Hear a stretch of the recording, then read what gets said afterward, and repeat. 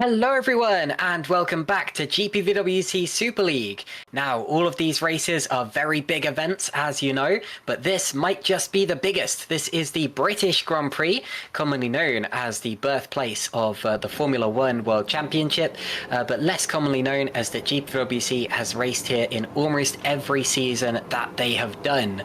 You can see that the qualifying session is about to get underway. We've got one of the THR cars pulling to the end of the pit lane, and alongside me to talk through the whole thing is not Ryan Elliott, because Ryan has had something come up. So just like last week, we've had Ed Hunter step in to fill his place, although of course in the case of last week it was my place. Ed, we're halfway through the season now, still halfway to go, but the British Grand Prix is a great place to start that second part. Indeed it is, and this is where the championship will really get very, very interesting. Hello again, by the way. I feel like the sort of the commentary equivalent of a multi-purpose tool. Just put me anywhere and I'll do the best job to the best of my ability. But yeah, as you can see, Silverstone, Hockenheim, Spa, Monza, some brilliant tracks coming up, and of course that finale in Brazil. I wonder if that championship's going to go all the way, or if Jan Grankvist is going to keep the gap that he currently has, 40 points over Mark Schluter at the present moment then. But yeah, there's plenty to play for, and Silverstone, it's been on the calendar every season, and it's such a brilliant track. Challenges the teams and the drivers, so many fast corners, but with that couple of technical sections in the first sector as well, there's every chance that we're going to see quite a few overtakes and quite a lot of strategy, with tyre wear being a bit of a challenge here. Every season but 2001, I would like to point out. There were only 3 GPWC Grand Prix that year, so it's a little bit of an oddball that tends to mess up GPWC statistics. I believe that we do have a former winner of the race on the grid. We have Stefan Roll, who will be racing for TOP Esports today. I'm just going down through the order to see if we have any other winners, but I don't think Fabio Sixt is racing today, so that would make it just the one. Unless I am missing anyone. Do we have Philip Pushke potentially? Philip Pushke. We do, yes, and Sortax, number 61. Ah, yes, very good.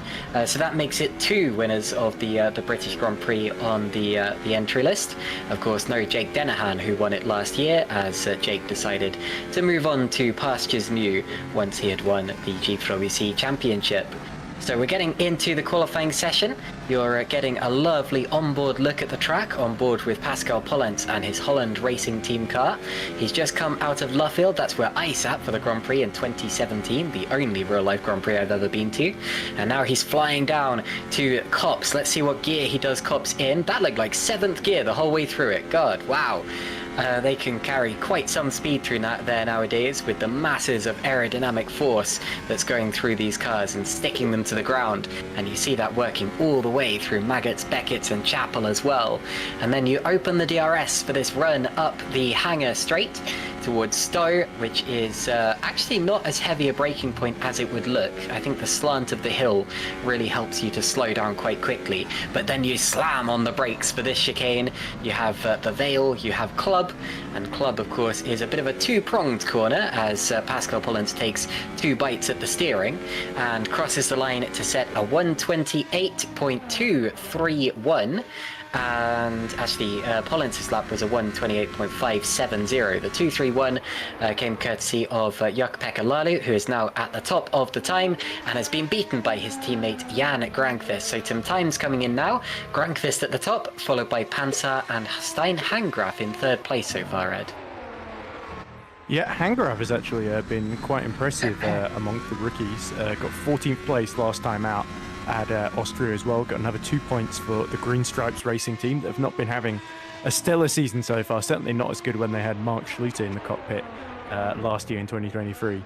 But yeah, Hangraf, who didn't have a whole lot of experience at this level, has really risen to the challenge. And each time we see him in that car, he seems that little bit more confident and that little bit better. So let's hope we see another great performance from the Dutchman here. But it's Tom Stevens now, top of the pile, 127.8. That puts him 81 thousandths ahead of championship leader Jan Grankvist. 25 drivers in the session. We just saw George Zalagianis, and we've now got the 26th because Moritz Kropp has joined in his Nocturne car. So that leaves us with not quite a full grid, actually, because we'd need 30 for it to be a full grid. So hopefully we get some more drivers in as the session continues. I was a bit worried in practice when I saw how few drivers we actually had, but still more to come, and hopefully a full house by the end of this session. We've had a couple of little driver changes. The Epic Racing Team car number 9 today will, for the first time, be handled by Vincent Gutt, who is normally, of course, the cameraman for this broadcast, the GPVWC Super League race.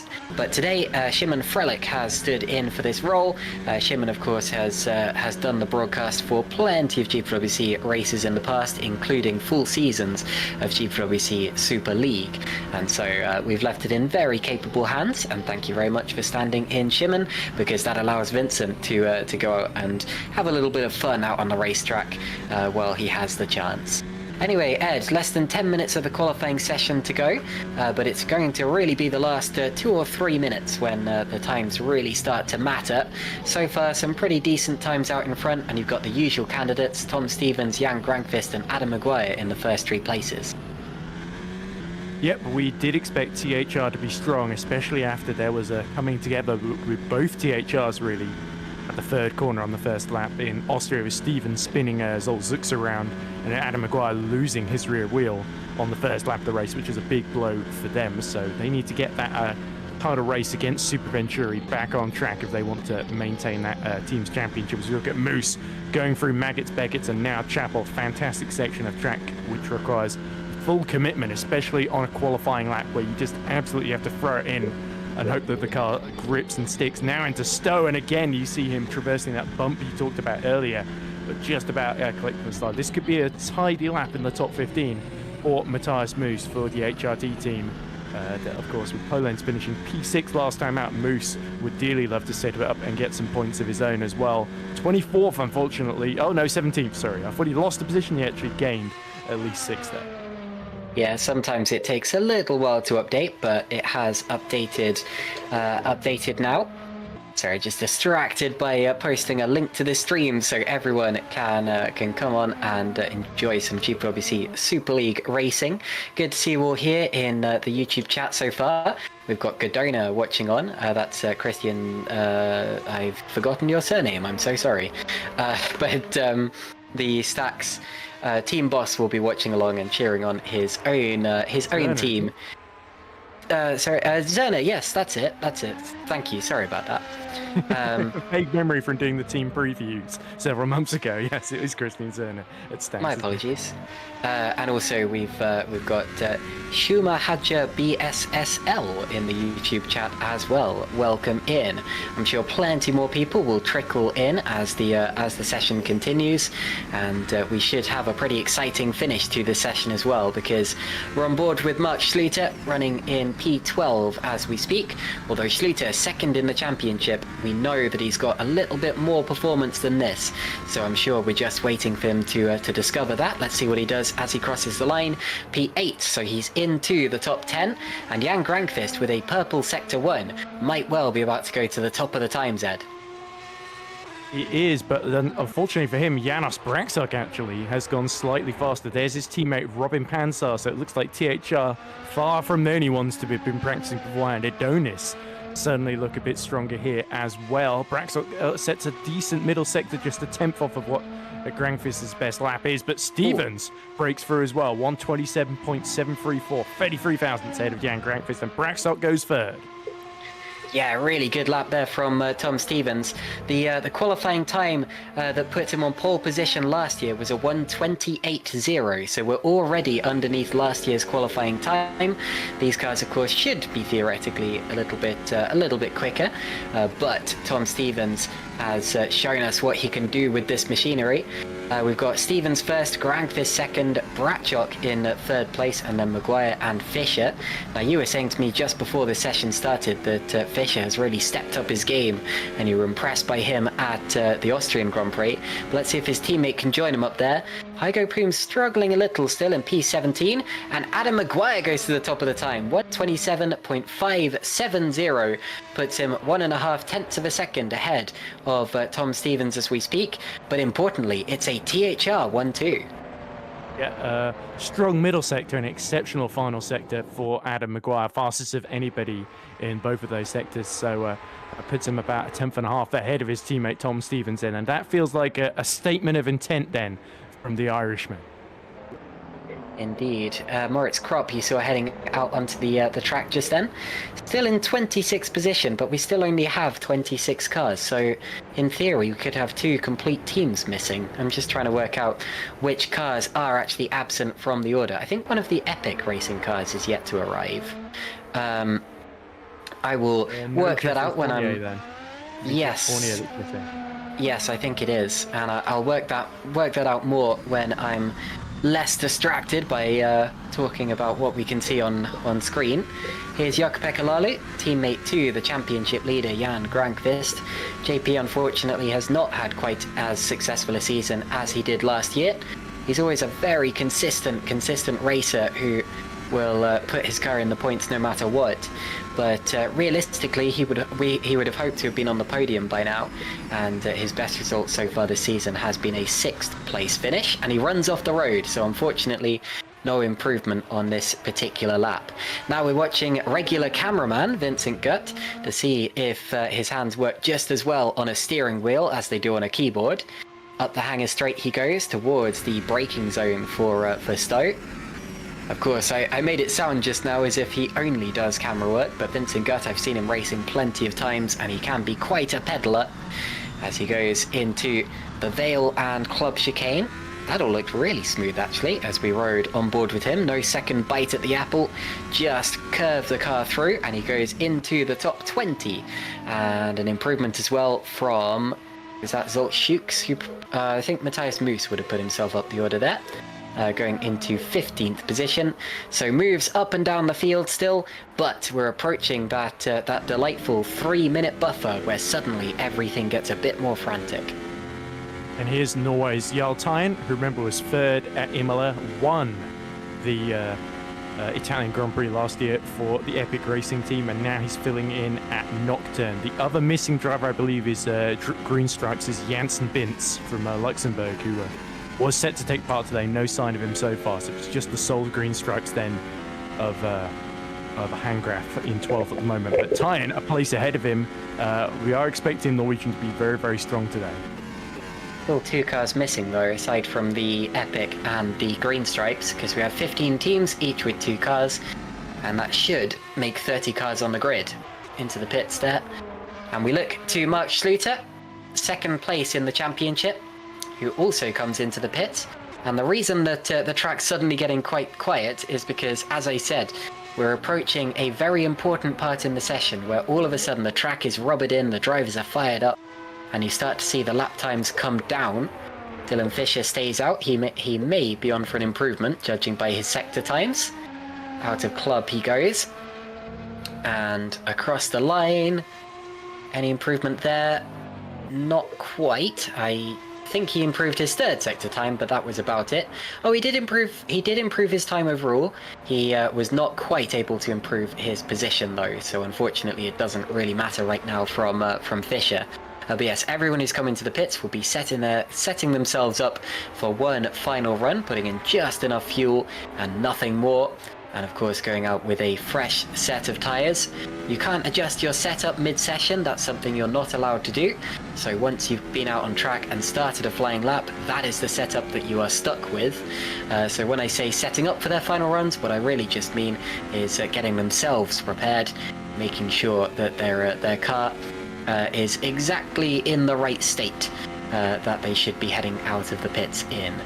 So, one more run to come, Ed, and anyone who is not already on a lap now, or anyone who's not on track now, will not get another chance to set a flying lap.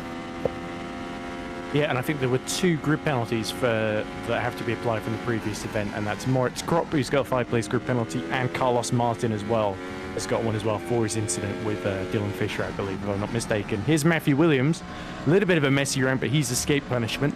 Luckily for him and Zortax Racing, down in 17th, just outside what would be the top 15 point scoring positions. Can Matthew Williams get into them? Yes, he can. 8th position for the British driver in his home event then. That's more like it from Matthew Williams. Good lap from good position from Zolt Schukes. That lap itself, I don't think was an improvement, but he is currently in 15th position, which I'm sure Stax would be impressed by. Moritz Kropp across the line, 13th. Now that's important because it took him a long time to set a competitive lap time. That one is very competitive. And I've just noticed that we do now have the second Green Stripes car, but it is not Janssen Bintz that is driving it. It is a driver by the name of Dennis Urban. Now this might actually be a GPVWC Super League debut. I'm just going to look at the statistics, and yes, it is. This will be his Super League debut, so we will keep an eye on him. But in the meantime, we're keeping an eye on the lap times because the timer is about to tick to 0, and that means any driver who crosses the line from now on will receive the checkered flag and will not be able to have another attempt. Adam Maguire still at the top of the time, still leading a THR 1-2. Flying through Maggots, Beckett's and Chapel. He's slightly down in his first sector, but if no one behind him can improve, then that may not matter.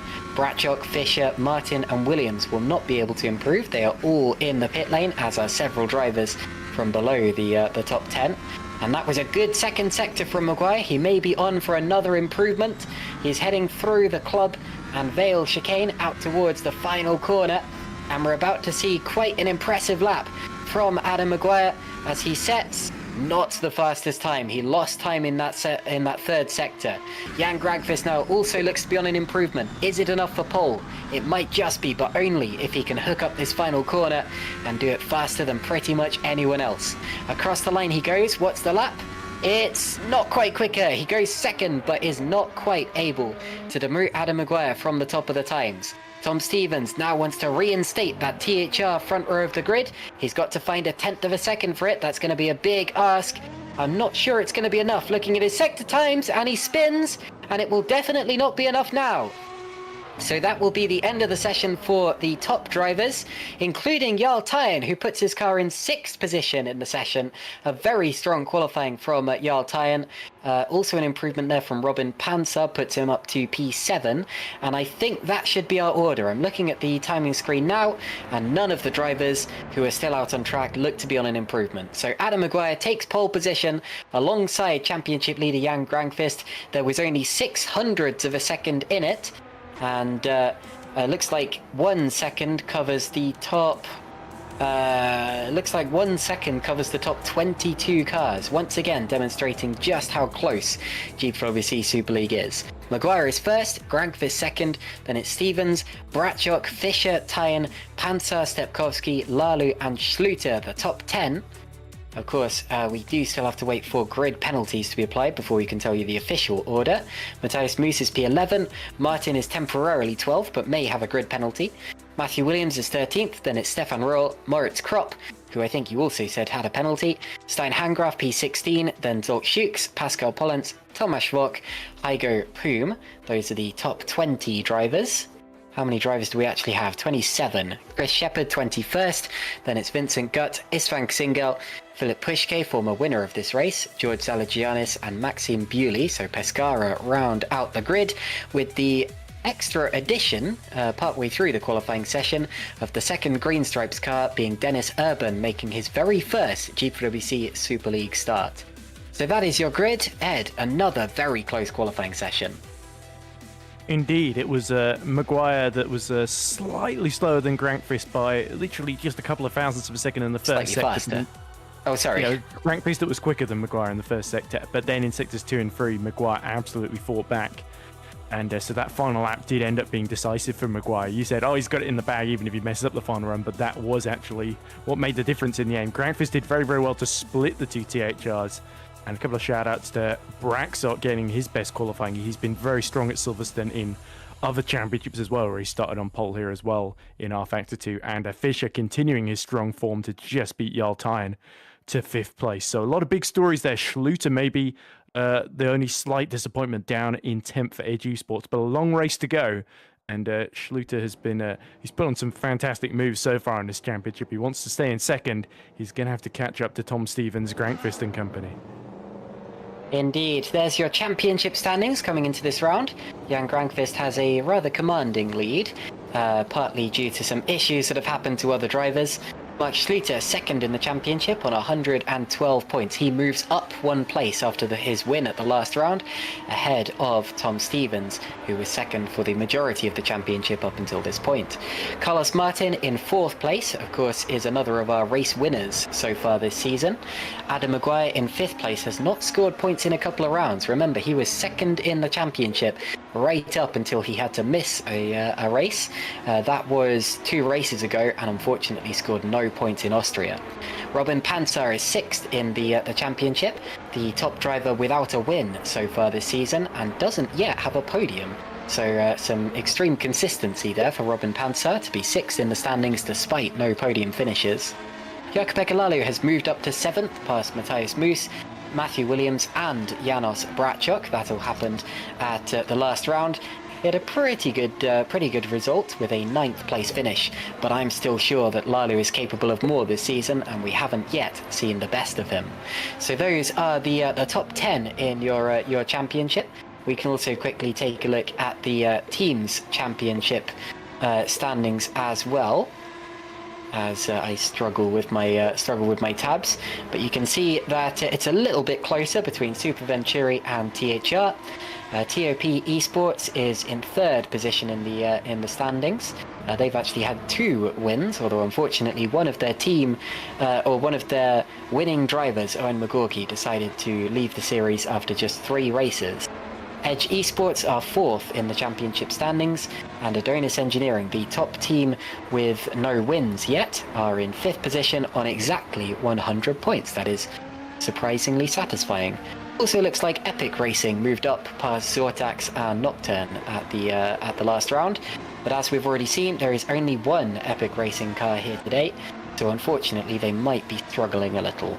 But there you go, those are our championship standings for both the drivers and the teams.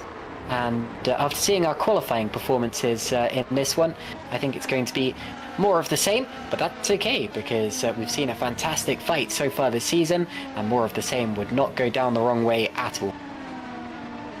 It certainly would go down well with the fans indeed, and let's not forget there are a lot of teams that are bringing their upgrades into the mix for this particular race. So it'll be interesting to see how that affects the order as well. I think THR have been saving up a lot for this, and that could be why we saw such a strong qualifying performance from them as well. But let's not forget there are other teams that maybe been a little bit further down the pack this season, like RSR, Ryan Elliott's team, that had such a good season last season. They've not really been able to get things together this season. They've sort of been a little bit further down in just outside the top 10 in 11th. They're about 2 points down on Nocturne, who themselves have not had a great season. So this could be a great opportunity for both of those teams, if they can play this race right, to leap forward and really get their season going in earnest. But it's always a little bit tricky to tell from the outside exactly, because you can have the upgrades on, but you really need a good team and a good driver to take absolute full advantage of them as well. At Silverstone, it's an excellent venue to test out the true competitive order, because such a variety of corners, pretty demanding on car and driver alike. So if you win this one, you've got to be at the top of your game.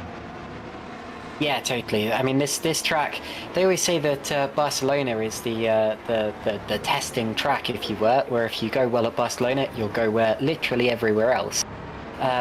Unfortunately, I would personally say that is because Barcelona is quite an average circuit.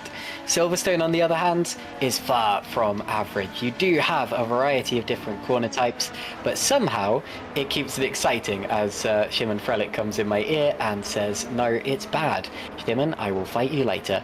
Anyway. As I said earlier, welcome to everyone who's in the YouTube chat. I've already said hi to a couple of people, but we've also got Josh Downard now watching. We've got former winner of this race, David Fidok. David, of course, won it in I should have said that when I was actually on the right page for that information. But David won it a few years ago, 2017, I think. No, 2014. I was completely wrong. 2017 was when he won the Singapore Grand Prix. Of course, Stefan Rohr, who's also on the grid today, won it in 2022. Fabio Sixter won it in 2019. Can't remember if Six was on the grid or not. I'm sure I brought this up earlier. Anyway, this isn't important. And then he got replaced at Epic, didn't he? Because of availability issues, essentially. Indeed. And we've just got Jeffrey Fournier as well. So we do now have both Epic Racing team cars. Does that mean we're just missing a team? Because I've been looking through the order and I haven't been noticing any single team drivers. And I have to admit, I could probably work this out in a second if I wasn't also trying to yap. But anyway, we'll get back to that in a second. Hello to Yamadox in the YouTube chat, another driver, Alex Laho as well. Oh, Alex, I feel so bad for you. I'm so sorry, but like, I watched back yesterday's race, the race from 2 days ago, the Super Lights. Oh boy, that'll tug at your heartstrings any day, and I'm sure that you know about that. Owen McGorgy, former winner in this series, so in the chat. I like this comment from Godona, who is Christian Zerner, as we mentioned earlier.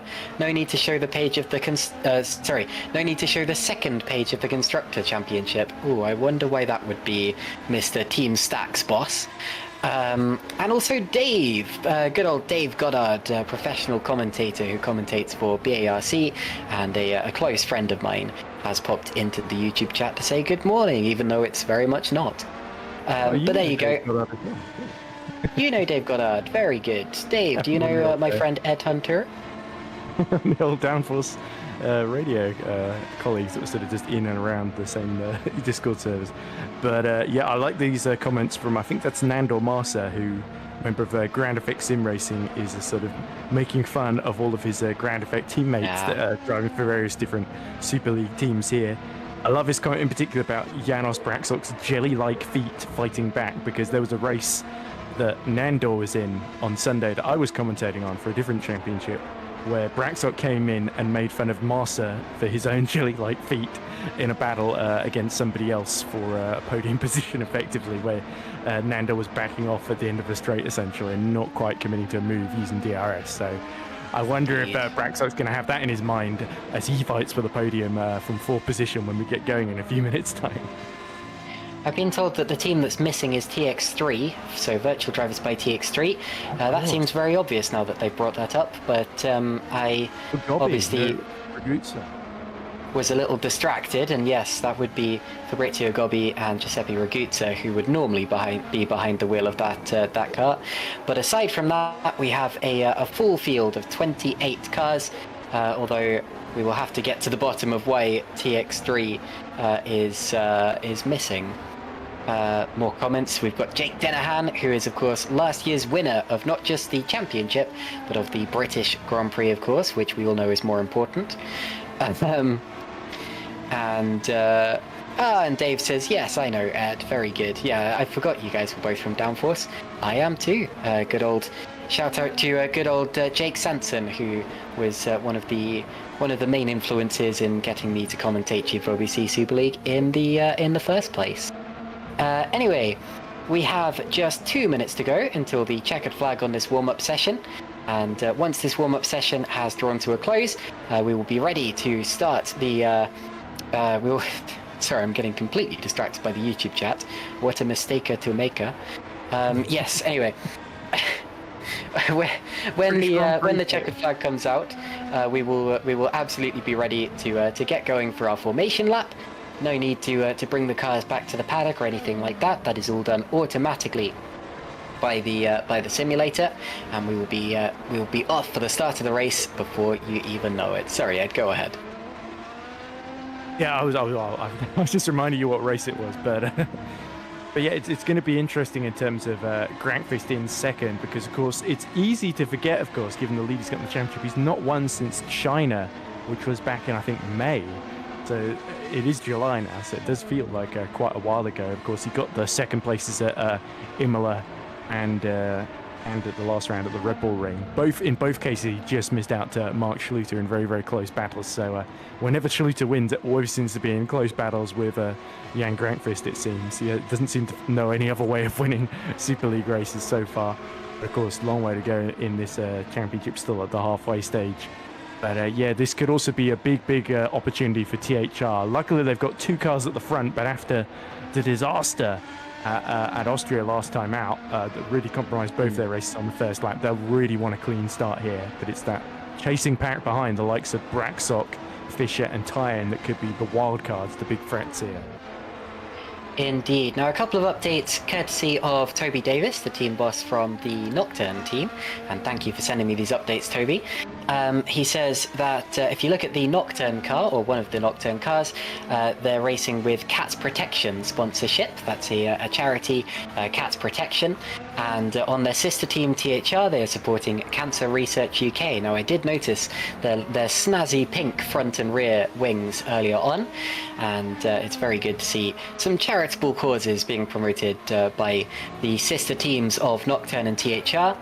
And he's also, as we take a look at one of the THRs with the aforementioned pink front and rear wings, he's also mentioned that Moritz Kropp is racing under appeal on the penalty given to him at Austria, so will not be taking the 5-place grid penalty today. Now, I don't think I've ever seen that before in GPVWC, a driver appealing a penalty and having it delayed, at least postponed. Normally drivers either take a penalty reluctantly, or they are let off and given no further action. I don't think that I've ever seen an appeal like this before. Ed, what do you make of that? Well, it's not, because in the case of both Kropp and Martin, the reason they didn't get penalised in Austria, the reason it's carried on to the group penalty for this race at Silverstone, is because neither of them finished in Austria effectively. So that's the reason for that. If I'm trying to remember exactly what Kropp's one was for. I think he might have hit the back of Stephen Lexo's TX3 in a close battle, if I'm not mistaken, but I might be getting mixed up with someone else. But yeah, it was. Sorry, that's true. I just haven't heard it worded like that before. Because normally, if a driver doesn't finish the race after causing an incident, they get a grid penalty, because it's an alternative to a timed penalty, which you would get if you finished in the points. So the fact that they've said he's racing under appeal means that it's different to the usual procedure. Yeah, certainly. You are allowed to appeal, of course. The only problem is that it does take a little bit of a while to sort of check through the appeal to make sure that all the evidence is shown for both sides, and then a decision can be made by the steering team, who do a fantastic job. They've got 5 championships to cover. It is quite a lot of work. And of course, I'm getting mixed up. It was Robin Pansar that hit the back of Lexo. I am struggling to remember what Kropp's one was, because it definitely wasn't particularly near the front of the field. And it was very early on in the race. It might have been the incident that took Zalagianis out at Austria as well, because they retired at about the same time. Just checking, briefly scanning through the highlights and trying to check my memory as well, because it was a couple of weeks ago. But reminds me of. Go on. Sorry, kind of reminds me of the time Jacques Villeneuve got a race ban and ended up suspending that, and then I believe they retroactively applied it to a race that he was disqualified from anyway, the Japanese Grand Prix in '97. Japanese Grand Prix, yeah, where he overtook under a yellow flag or something like that. How bizarre. Anyway, I interrupt again. I'm so sorry. There we go. That was a distraction for me, struggling to figure out what on earth happened to Moritz. It was a huge mess on the first lap. I think it's fair to say, whichever way you cut it. And Moritz clearly feels he wasn't to blame, and the Nocturne team are quite right from their point of view, quite justifiably standing by him. So we'll have to see what happens. We obviously can't, as commentators, adjudicate either way. But the formation lap underway, and it's Adam Maguire leading the field then as they launch off the line. Okay, let's take a look at the starting grid. This is amended with any penalties that may have taken place. Adam Maguire is on pole position alongside Jan Grankvist, championship leader, and then it's Tom Stevens and Janos Bratschock making up the second row of the grid. I haven't actually appreciated what a good performance that was from Bratschock, but great stuff. Dylan Fischer P5, then Jarl Tyen P6, Robin Panzer is P7, and Daniel Stepkowski in P8. Ninth place will be Jukka-Pekka Lalu, the other Super Venturi car. Max Schluter, P10. He, of course, won the Austrian Grand Prix, so we'll be hoping to do better than that. Matthias Moos is P11, followed by in 12th place. Let me double check that. 12th place is Matthew Williams. Then it's Stefan Rohr, Moritz Kropp, Stein Hangraf, and Zolt Schukes, P16. Stefan Rohr, of course, a former winner of this race. P17 is Carlos Martin, then it's Pascal Pollens, Tomasz Vok, and Heigo Poom. An abnormally low qualifying performance from Tomasz Vok there, as well as from Carlos Martin. Chris Shepherd is P21, then it's Vincent Gutt 22nd, Istvan Singel 23rd, and Philip Pushke P24. Pushke, another former winner of this race and a former champion.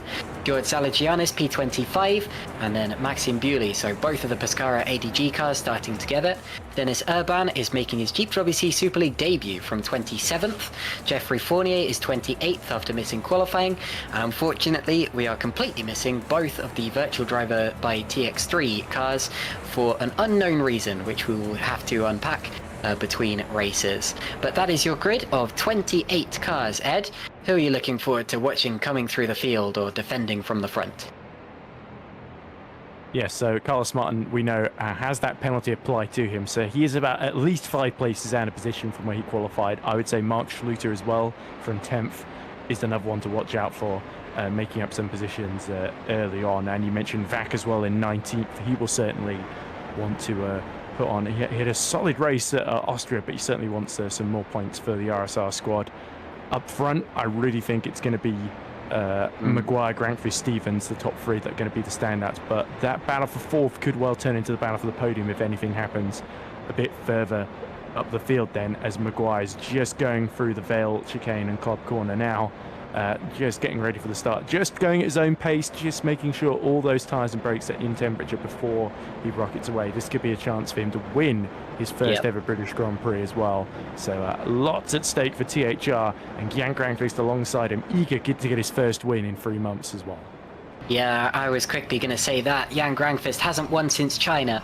I think he's going to be fired up today. I think he's going to be the one to stop, especially after his narrow defeat at Silverstone. I think Maguire slightly overshot his box there, may have to reverse slightly to get back in, but the game does allow you to do that. Also worth noting, the top driver on an alternate strategy is Pascal Pollens in P18 on the medium tyres. Look for the lights, and as they go out, we will be underway at Silverstone. You can see Tom Stevens immediately covering off Jan Grankvist as they head towards Abbey at turn 1.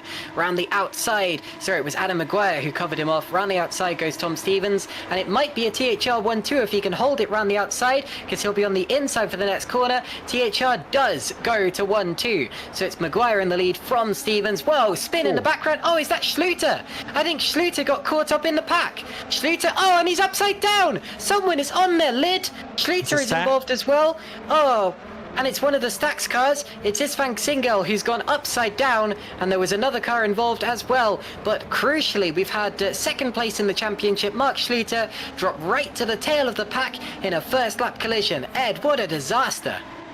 Yeah, I think it was Poom that collected Schluter in single as well. Didn't get much notice as well before he ended up being flipped upside down. And that's the second race in a row that poor Istvan Singel has been just eliminated in the first couple of laps then. So horrible luck for Stax once more. As we see, there was a separate incident in the back. I think that was Chris Shepherd cutting outside at the first corner. And then, it was Lalu that tapped poor Mark Schluter around. And I'm amazed that car's in one piece, whereas everyone around him seems to be falling to pieces. Singel got a car to the face. That was disastrous there. We're on board with Jukka-Pekka Lalu. Oh, there's the contact. There was the contact, and he lifts up the car of Mark Schluter, who slams straight into the front of Istvan Singel's car. And at the end of the first lap, it's Maguire leading from Stevens, Grankvist, Bratchok, Pansar, Fischer. So Tyens lost a place, Stepkowski, Williams and Kropp, the top 10. Into the pits comes Pascal Pollens. Also, did Chris Shepherd keep his front wing, or did he lose it in the palaver? Because I I saw some contact, but I think he stayed out. There's some damage from the opening lap incident, but of course we don't have to worry because there are no safety cars in this series. And into the pits come Chris Shepherd, Pascal Pollens, George Zaligianis, Zolt Shukes and Hygo Poom. So many drivers involved in the opening lap skirmishes and caught without their front wings and various bits of bodywork. Pascal Pollens has now retired from the race, and of course Zolt Shukes is also out of the race after getting a rather nasty whack. Sorry, Isfang Single is out of the race. Zolt Shukes has just retired as well. Oh, so both Stax cars are out of the race immediately. That is horrendous for the Stax team, who are last in the championship anyway, with no points to their name. And no wonder that Godona has dropped into the YouTube chat to say, oh goodness, what did we do to deserve such a season? And what did they do indeed? Yeah, it's such a shame. Obviously, when you have a rookie driver like Single, there's a lot of learning to do, but he's not done a whole lot wrong. He's often just a bit of an innocent victim in some of these early race clashes as well. And then Zux, we know, is capable of some pretty decent results from his previous season last year with Adonis. He's just not had the rub of the green either. You think last lap at Spain crashing out as well, and once more getting into incident. And here's what happened to Jeffrey Fournier, who started from the back row of the grid. That's Dennis Urban just ahead of him. Into turn one he goes, and the rear just swaps ends on him. So I suggest that Jeffrey Fournier has not had a whole lot of experience of this car in racing conditions. Oh, I don't know about that. Jeffrey Fournier has done Super League races in the past, but potentially at this track. Here we're seeing a replay of the start. You see Maguire immediately covering everyone else off. We're focusing on Chris Shepherd, who has already lost his front wing. So the incident wasn't on the approach to turn 3, it was actually on the approach to turn 1, where he's potentially run into the back of another car. He's alongside Hygo Poom here. The car in front of him is Tomasz Vok, and he goes into the back of Tomasz Vok's car. So that is unfortunately on Chris Shepherd misjudging the way that the pack bunched up into the first corner. It certainly is. Meanwhile, we've been a little bit neglecting up front, where the big story was, of course, Stevens getting past Grankvist. So THR now fully in control in a 1-2 at the present moment, and Grankvist is sort of in a kind of a double car sandwich, because there's Braxok and Panzer and the Adonises challenging behind. So Janos Braxok, who's had a very consistent season, scoring some very good points actually for Adonis so far, now could be a big thorn in the side of Jan Grankvist. As meanwhile, Grankvist's teammate is under attack from Maxime Bouliou, who is challenging him for 17th place then, as Lally trying to recover from driving underneath Mark Schluter. And you see the new best fastest lap has been set by Adam Maguire as he pulls away at the head of the field. I say pulls away, but there was a very narrow margin between those fastest laps, and he's still within DRS range. I believe there are 3 DRS zones on this track actually, so that could be important. Here's one of them heading down towards Brooklands, and you can see Stevens with that flap open. There are only 2 DRS zones actually. You've got the Wellington straight there and the Hangar straight. I was trying to remember whether this next one was a DRS zone, but I don't think it is it? I do have an excuse for not knowing. In Formula Sprint 2, which I raced in the other day, we do not have DRS, so this was not something that I had to really learn about. We're about to take a look at Jukka-Pekka Lalu. This is the second Super Venturi car, the team that's leading the championship. He's going for an overtake on one of the Pescara ADG cars, goes to the inside line and makes the move stick. So an overtake being pulled, but as we've skipped ahead, I think there might be more to this replay. Instant Gut is attacking now in this replay. Indeed. Goes up the inside of Gut. And is he going to make this one stick as cleanly? He's 16th position according to the timing screen. That's lower than he qualified, 15th position now. But I think some of that was as a result of getting tangled up with Mark Schluter. I don't think that he's got involved in any other incidents later on. I hope not anyway. And that would have been the move that he pulled for 15th position. As we now look, well, this will be the move actually. We now look at his move on Tomasz Vok, up the inside into 15th place, heading up to Stowe. A nice string of clean overtakes there from Jukka-Pekka Lalu. And to anyone tuning in now who's only seen the start, I swear GPVWC Super League is not normally this chaotic. We don't normally have cars flipping upside down. It has been a relatively crazy start to the race. And we are absolutely capable of racing cleanly and fairly, as Jakub Lalu has just shown us. Yes, exactly. Still not quite as messy as the first lap in Austria that saw, I think, 4 or 5 cars retire on the first lap. But by comparison, although very, very dramatic, still a little bit cleaner here today at Silverstone. But in terms of moving up the field, impressive starts from Williams, who got up to 9th. Carlos Martin, who's already eradicated the grid penalty, got back to where he started in 13th from 17th on the grid. And then Lalu, we saw so many overtakes from him. It was the Jakub Lalu show almost for a few seconds there. We saw him make those 3 moves in succession as he's now 2.9 seconds behind Handgraf. Now, this is the tricky part from Maguire because Stevens is still getting DRS, of course, especially down the hangar straight towards Stowe. So his teammate's still a threat, but Tom Stevens will probably cooperate with him quite strongly in this first stint because he knows all the rest of his championship rivals are behind them on the road. And since Maguire retired from the previous races a long way further back in the championship now, that he's lost quite a lot of points as a result. So as we look at Fournier now having a go at Philip Pushke, former winner of this race, right ahead of him. So Pushke's just past Fournier there. Fournier getting a little twitchy into the braking zone, and Pushke gets out ahead. Here's Janas Brachok in 4th position. It's worth noting that with Pascal Pollence's unfortunate early retirement, the top driver on alternate tyres is Tomasz Wok in 16th position. So the top 15 have all taken the soft tyres, and that's to be expected because the top 15 drivers in qualifying have to start on the tyre they qualified on, which is almost invariably soft tyres. There's a move from Vincent Gutt on Tomasz Wok over 16th position. You'll notice that some of the drivers who made a pit stop on that opening lap, so Chris Shepherd, George Salagianis and Hygo Poom, have become the first drivers to try out the hard compound tyre, and that makes a lot of sense because obviously they've been badly affected by that opening lap incident, and now they can run longer into the race before they can think about making pit stops, and so they can be a bit more reactive to what everyone else is doing. And it also means that if this does end up being a positive strategy, then they won't lose out quite so much from the accident that they had run. So that makes perfect sense to me, and we now have drivers out there on soft, medium and hard tyres. Ed, do we know what kind of strategies we're expecting today and how many pit stops potentially? Well, going from data last year, it rained on and off for a lot of the race. Oh, there's an incident at Stowe between Beaulieu and Thomas Vac that were fighting for position, and both of them have collided into each other. Yeah, well, Szymon Frelik in our ears just said he thought that Mark Schluter may have been involved because he was around that part of the field. It's worth noting that Schluter... Yeah, he was. It's worth noting that Schluter did not have to pit at the end of the first lap of the race, so he got away without too much damage. I think he's got away with this one. I think it's just Wok versus Bewley there, and they've both gone off into the gravel. Bewley spins it around, a little bit of a J-turn to get it pointed back in the right direction. And now we're looking up at the leaders. Is this real time or are we still looking at a replay? Oh, it's Adam Maguire running a little wide at turn 1. The old turn 1, Cops. And now rejoins the road and maintains his lead.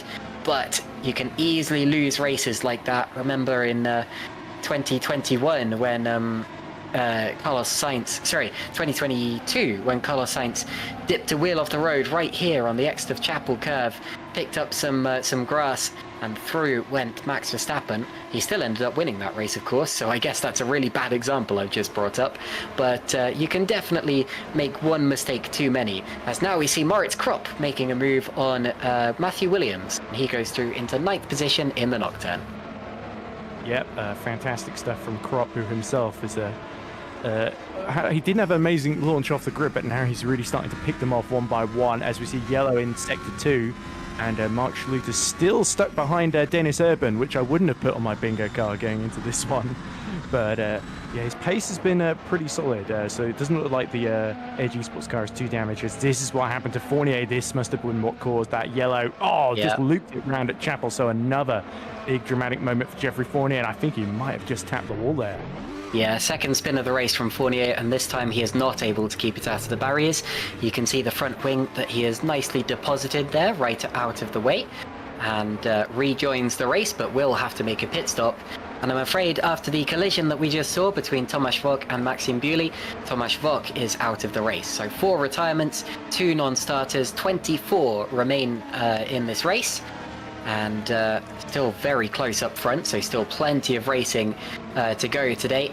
Plenty of laps still to go as well. This is a full Grand Prix distance. We're doing the full 52. That'll be about 310 kilometers. That tends to be the distance for a Grand Prix. And it should take us right the way through to maybe an hour and a half from the start. Still plenty of time to go in this race.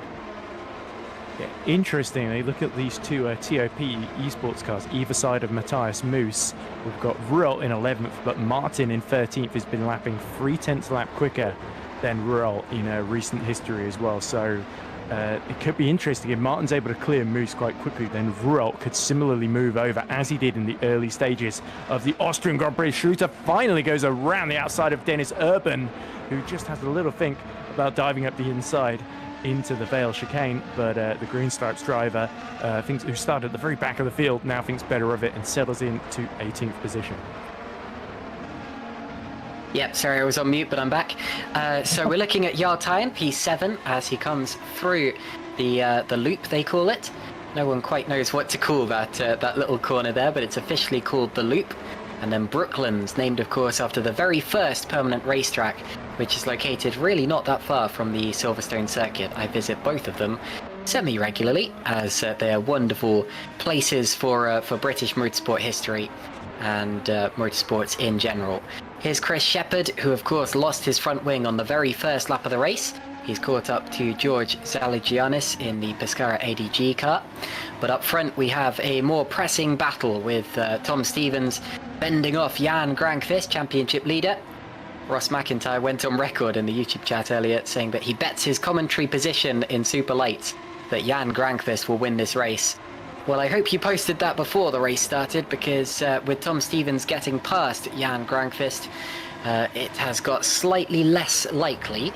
Jan, of course, still knows there's plenty of time to go in this race, and he's won from further back in the past. Remember his amazing charge at Suzuka last year, where he absolutely would have won if he hadn't spun the race, or spun the race away on the last lap. And Jan will still fight for this one for all that he's got. But with Adam Maguire and Tom Stevens first and second in those THRs, they will probably be hoping to put my friend Ross out of a job. And who knows, maybe we'll end up commentating 2 series at this rate. I think in this week alone, the last couple of weeks, I've done the Academy commentary as well, so I've been in and out of a lot of commentary boxes, Caitlin. So we'll have to see, but I don't know who would get who would get Ross's job there. Ross, who I think I remember at GPVWC that he named his team best commentator ever, essentially. So yes, and I wasn't. Let's hope he's the best predictor ever as well, for his sake at least, because it's going to be difficult replacing him if he loses. But maybe him and Alex LaHoo can do a swap. Who knows? Alex can maybe miss a race and still lead the championship, so maybe it'll work out if Ross swaps with him. But meanwhile, we ride on board with Janos Braksok, the Hungarian, of course, in his first season of GPV Super League, hunting down Jan Grankvist, and he's done a very, very solid job. Robin Panzer clearly working closely with Braksok, as Stevens has been working with Maguire, because neither of them challenging their teammates so far, trusting the man in front to do the job, and Braksok is doing that at the moment. So the race continues. We are yet to see the first pit stops. That will come in due time. I'm probably expecting to see 2 or 3 stops in this one. The pit lane here, you don't lose that much time. It's a relatively quick pit lane because you skip the final chicane and the first corner. But it's also a particularly high tyre wear track. So I guess those go hand in hand, and it means you really can't afford to attempt a one stop unless you're absolutely sure that that is the best strategy. Here's Stefan Rohr heading onto the Wellington Straight. DRS wide open, plenty of slipstream from 10th placed Matthew Williams up in front. And if you're new to GPWC as well, this isn't quite as important. The fight for P10 isn't quite as important as it would be in, say, Formula 1, because points here go down to 15th position rather than just the top 10. That is partly due to our bigger grids here. We have 30 cars on a normal day rather than 20. So it just makes sense that half of the field should be given points at the end of it. And not scoring any points today, I'm afraid, will be Geoffrey Fournier, who, since we saw him have that incident before, has now officially retired from the race. So 23 remain, and here you see the majority of them in one camera, apparently. Oh, and Ruot now starting to move around in the wing mirrors of Matthew Williams into Stowe, but no opportunities there. So Williams driving a solid defensive race since being passed by Kropp earlier on.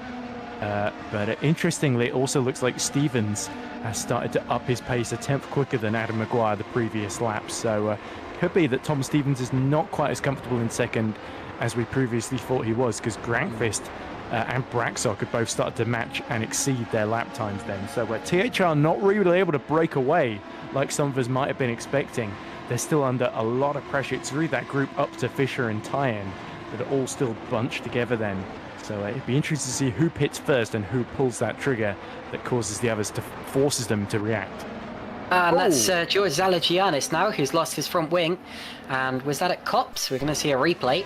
And it is heading through Maggotts Beckett. You see Chris Shepherd on his tail, but no contact. He just dropped it by himself and slammed into the barriers. And the front wing goes AWOL. And you can see that George Zalagianis has now become yet another retirement from this race. So quite a race of attrition so far, considering we've only done 12 laps. There are 22 cars remaining. Now, you were mentioning the THR cars just now. A lap ago, I saw Tom Stevens have a little jink to the right, heading up the straight, and just showing his nose to Adam Maguire. And into the pits now comes Adam Maguire.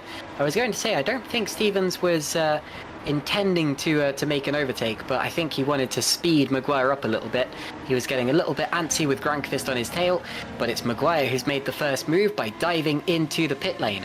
Now, this is really early, because not only is he the first driver from the top bunch to pit, he's the first driver in the race to pit without the damage that we saw from the opening lap incident. So, as we see, a big twitch there, but a good save. Adam Maguire and Moritz Kropp are both in the pits, but I'm more intrigued about Maguire. You very rarely see the leader of the race be the first to dive in.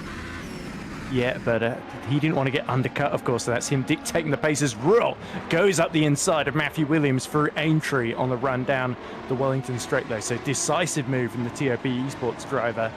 Now he's got some clear air. But as you say, Adam Maguire's come out in 15th position then, just behind Vincent Gutt then. So there could be some traffic that plays a part here in THR's strategy, as this is a replay of Ruhl just getting the traction on the inside out of the loop.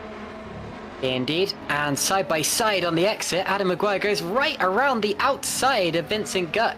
Now, we only caught the end of that, but that would have been quite a hairy move, as he knew he was losing time behind Vince. He didn't want to be stuck behind him in the faster corners. That would have cost him so much time. So he drove right around the outside of him. And look at Grankvist. Grankvist is on Stevens. Stevens no longer has the defense of Maguire up ahead of him, so he decides to dive into the pit lane. Both of the THRs pit in the space of 2 laps, and that is reactionary from Tom Stevens. He's reacting to no longer having that support, no longer having the DRS from teammates, and also having the increased pressure from Grankvist behind. Here's a replay of Adam Maguire's move. We're about to see him go up the inside into Brooklands, but he didn't complete the move there. He had to complete it around the outside of Luffield, which is going to be a tough one. There he goes. Look at the angle that he approaches the corner at. That corner is almost twice as long if you do that as it would be if you took the inside line. But he does it quicker than the car on older tyres anyway, and Stevens might be about to have to do the same thing. He might be on the outside around the loop. This time it looks as if Vincent Gutt gives him room. Stevens gets through earlier, but how much time has that cost him? How will Jan Grankvist react to this? Will he stop on this lap? Will either of the Adonis cars stop on this lap? And how will that affect the effective race for the lead? Wow, Ed, it's getting tough here. It certainly is, and it's very fascinating that Super Venturi and Adonis have not reacted to what THR have done so far. Because I could have sworn Adonis might have split the strategies, might have pit Panzer at the same time as the THR cars. That we know Kropp came in as well, and a couple others I think have pit for the harder compounder tyre as well. But here comes Grankvist then. We could see him pit in just a second then, or are we going to see them split the strategies, run really long on the softs? And it's the latter. They're all going to stretch it out, but Fischer comes in, and Tyen, I think, is following him in. Yeah, and another driver in. It's Stefan Rot's just DNF'd. Oh no. Well, we've lost one of the TOPs. That looks like it might have been a disconnection. The other car that was coming down the pits was Matthew Williams. Now here's a replay of what happened to Stefan Rot. We're expecting to see him just disappear, phase out of existence, like you wouldn't see happen in real life. But this is basically, there he goes. Whoa! Okay, well that's a rather dramatic looking disconnection, but there he goes. Almost looked as if he was going to do a Michael Schumacher there. Here's Dennis Urban on his Super League debut. Is he going to make a mistake here? Looks like he is. And around he goes. Good avoidance from the Nocturne driver behind him, or it's Crop potentially. And Urban returns to the race. To be honest, at this point, I think the best he can do is just finish the race. Your first Super League outing is never going to be shining. There have been drivers who have all the pace in the world and still messed up their GPVWC Super League debut. Because this is a long race in some very tough machinery. And to be honest, the best you can be expected to do on your debut is just finish. So let's not judge him for that mistake. It was always going to happen at some point, and he's done well to carry on in the race anyway, and he's still running ahead of some drivers in 18th position. Yeah, and Urban, while he's had a couple of points finishes in Super Lights for PZZW, he is a race winner in the VRN F1 Championship, where he competes for Red Bull. As into the pits comes Robin Panzar. There we go. This is what I thought would happen a few laps ago, but Adonis splitting the strategies to try and cover off THR, or at least stick with them in the form Panzar. So that is fascinating that they've chosen to do that. But Grankvist and Braxok both stay out. Indeed, as does Matthias Moos, as does Carlos Martin. So Grankvist race, as he has been for the last couple of laps. His teammate Lalu pits early. That's slightly strange. Lalu tends to run longer, but I guess I have that notion from back in the days where he tended to qualify about P11 and then run on the medium or hard tyres. Panzer emerges just in front of Vincent Gutt, and Vincent's having the time of his life getting involved in scraps. He's not necessarily involved in them on paper, but he's involved in them on the track, and that's what matters to him right now. Lalu coming out in 15th position. That's Stein Hangraf, he's got just ahead of him. Martin Bewley is in the pits as well. We saw him having a spin earlier on. And Grankvist, still with the lead of the race, has a choice to make. Do you leave it longer and attempt a two-stop strategy? Well, that is assuming that the drivers who pitted already aren't already on strategy. Or do you pit right now and hope it's not too late to lose out? Yeah, if they are on twos, Stevens and Maguire, then it's an aggressive two-stop. So it'll be interesting how long they stretch the harder tyres. And Grankvist comes in, and surely Braxok is going to follow him through into the pits as well. Come to think of it, it could still absolutely be a two-stop, because if you think about it, 15 laps on the softs, then if you say do 15 laps on another set of softs, you have 22 laps to the finish. That is a stint you can easily do on medium. Or, of course, you can extend one of those stints, do 2 stints on mediums. And Grankvist, Bratschock and Moose are all in the pits now, so the top 3 on the road all came in, and that means that Carlos Martin will lead the race. Now, what tyres have these guys gone on to? Could we see on board with Grankvist potentially? Now, sometimes the tyres don't update themselves until partway through the lap, as Vincent Gutt is going to have Daniel Stepkowski to contend with down into turn 1. Stepkowski goes through. I think it's hard tyres all around, isn't it? I think, well, Moritz Krop's on the mediums. Oh, nearly twitches into the side of Gutt. But for the likes of Stevens and Maguire, and Grankvist as well, I think I saw the white ringed hard tyres on the car. And Moritz Krop now does make the move stick. Ooh, gets slightly hung out to dry through Luffield, not quite as badly as Adam Maguire was. And it's mediums for Maguire, right. That could... And there you see it updates itself. So mediums for the... This is interesting. So mediums for the THR, hard for Super Venturi and Adonis. Wow. So a schism in strategies. And we'll have to see what that means for the number of pit stops that the drivers are going to make, the length of the stints that they're going to make, and how that affects the order at the very end of the race. Yeah, and Martin surely cannot stretch his softs too much longer, but he's going to try to anyway. And it seems, if anything, he's starting to hold up Maguire here, so that could maybe play into the hands of Tom Stevens here, who's right behind him. And of course, Grankvist trying to catch up as well on his harder compound. But crucially for Adonis, Panzer, by pitting early, he's undercut Janos Braksok. So the two Adonis engineering cars swap positions in what is currently 5th and 6th, but could become 4th and 5th once more. And if anyone needs a good band name, I think I've just given you Strategic Schism. Through on the inside goes Adam Maguire. A little touch, I think, on Carlos Martin. Really? You don't want to do that when you're not Oh, and a crash! Off goes Martin. He's going to hit the barriers. I was not expecting that to happen. Usually that would be a really straightforward maneuver with Martin on old tyres, everyone else coming through after their pit stops. But Martin has hit the wall hard and retired from the race. We're going to see a replay of what just happened. You can see that there is a little bit of wheel rubbing between Maguire and Martin. Martin's going to be on the outside. He's going to light the tyres up on the curb. Round the car goes, into the barriers, and it's good night sunshine. What a shame. Yeah, you saw Carlos had to go much wider than he really wanted to onto the sort of curbs and AstroTurf, and there's just no grip out there, unfortunately for him. So easy to do. Oh, great reactions from Tom Stevens, not to just clatter into the back of him. But for Carlos Martin, who won the Canadian Grand Prix not so long ago, that's 2 rounds in a row that he's unfortunately crashed out of through, it must be said, self-inflicted errors. So that's a big shame for the Spaniard.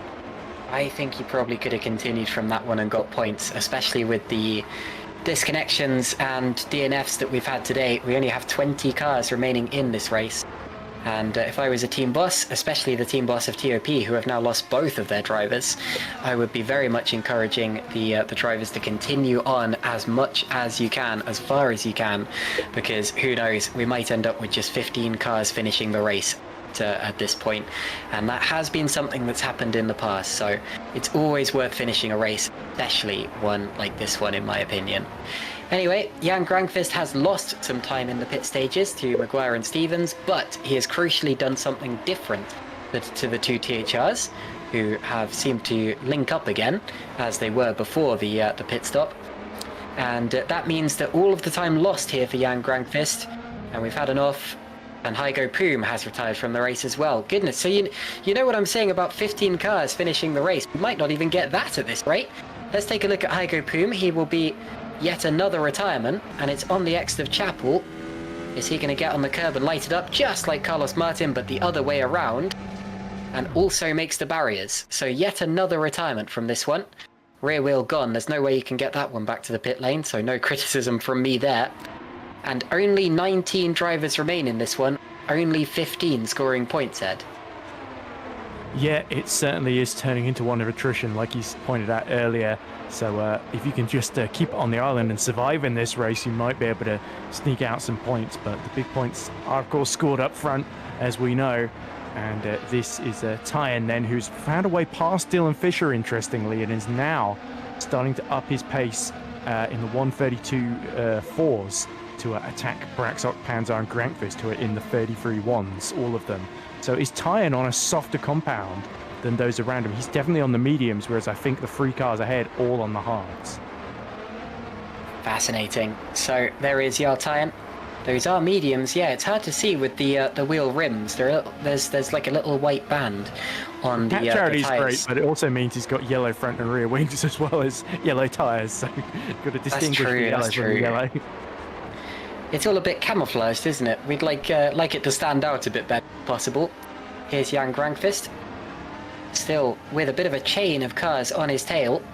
Unwanted guests, Robin Panzer, Janos Braksok, Jarl Tyan, and even Dylan Fisher and Daniel Stepkowski are making an appearance in this one as well.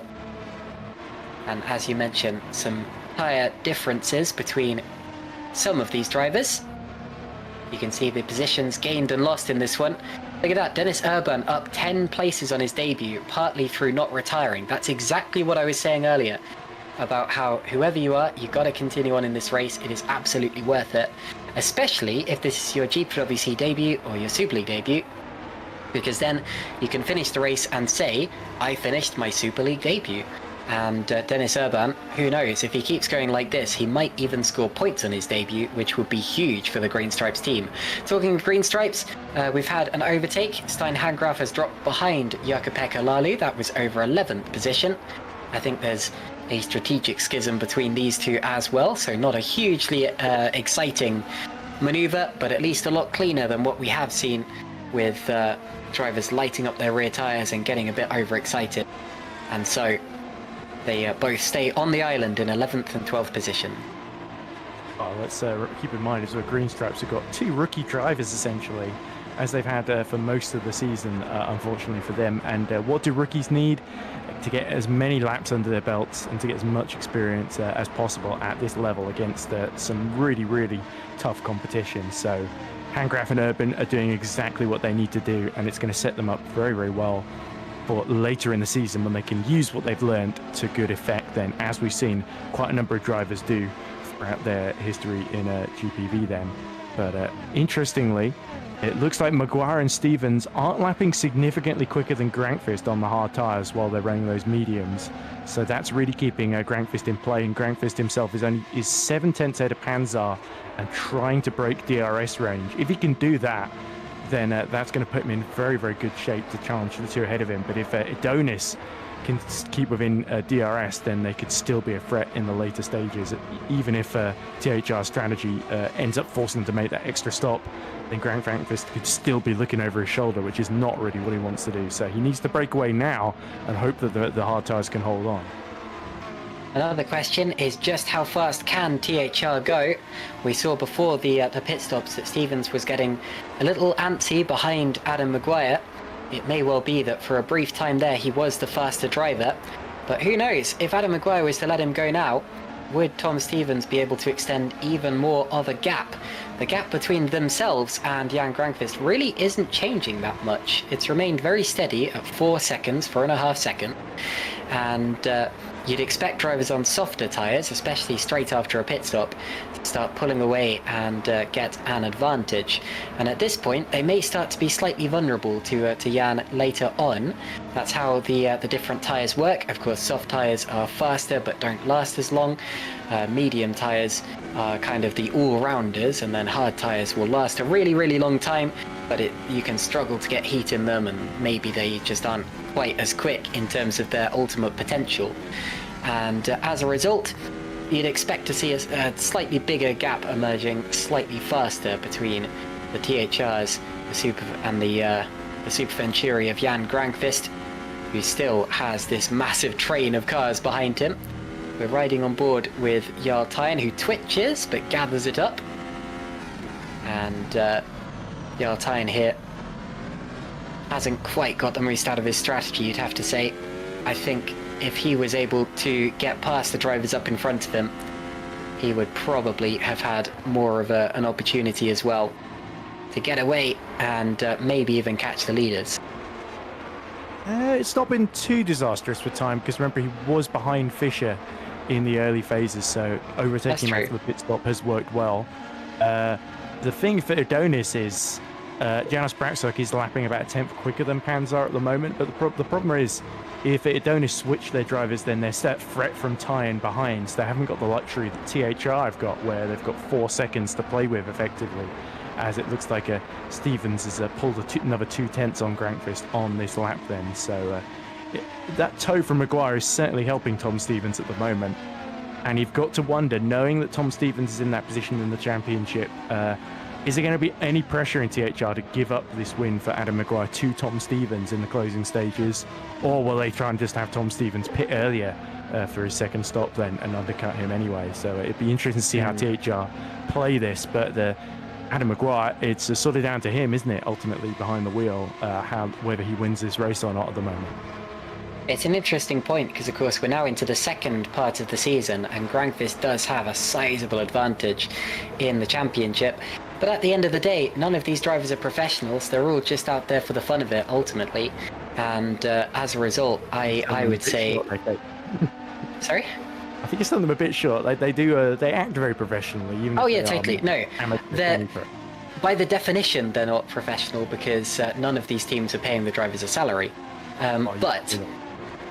but they will be professional in their actions and in the way that they race. They are very professional in. And look at how close Stevens is to the back of Maguire here. But yeah, as I was saying, because and he's.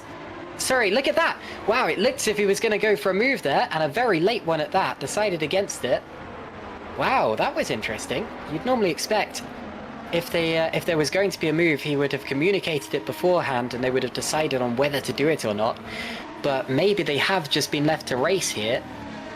But yes, as I've tried to say several times, these drivers are doing this for the fun of it, ultimately, and there is a good chance that they're just here to race. So if that is indeed the case, then who's to say they won't have a little scrap amongst themselves no matter where they are in the championship standings. And what we've just seen from Tom Stevens may well lend credence to that. Here he goes again, up the inside, and this time he will take the lead. And you saw a little lift from Adam Maguire as they approached the braking zone. He didn't want to go side by side with Tom into the corner, and I think that's a wise thing. Now we can see what pace Tom Stevens has. Exactly, so interesting decision then from THR. Maybe Tom Stevens has just got the pace at the present moment. Remember, he did pit that lap later than Adam Maguire, so he can potentially run a little bit longer in this stint as well. As we look further back at Matthias Moos, who's himself just cleared Handgraf, who's nonetheless still looking good at the moment, 8 seconds clear of Schluter, who's still recovering from that massive bucking Bronco ride on the opening lap.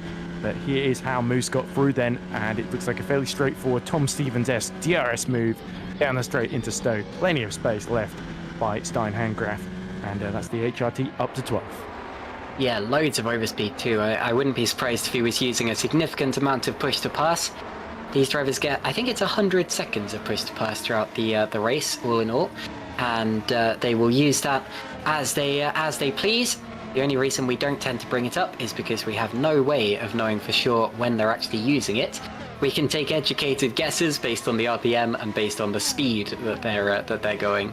But ultimately we cannot tell exactly how much each driver has left, unfortunately.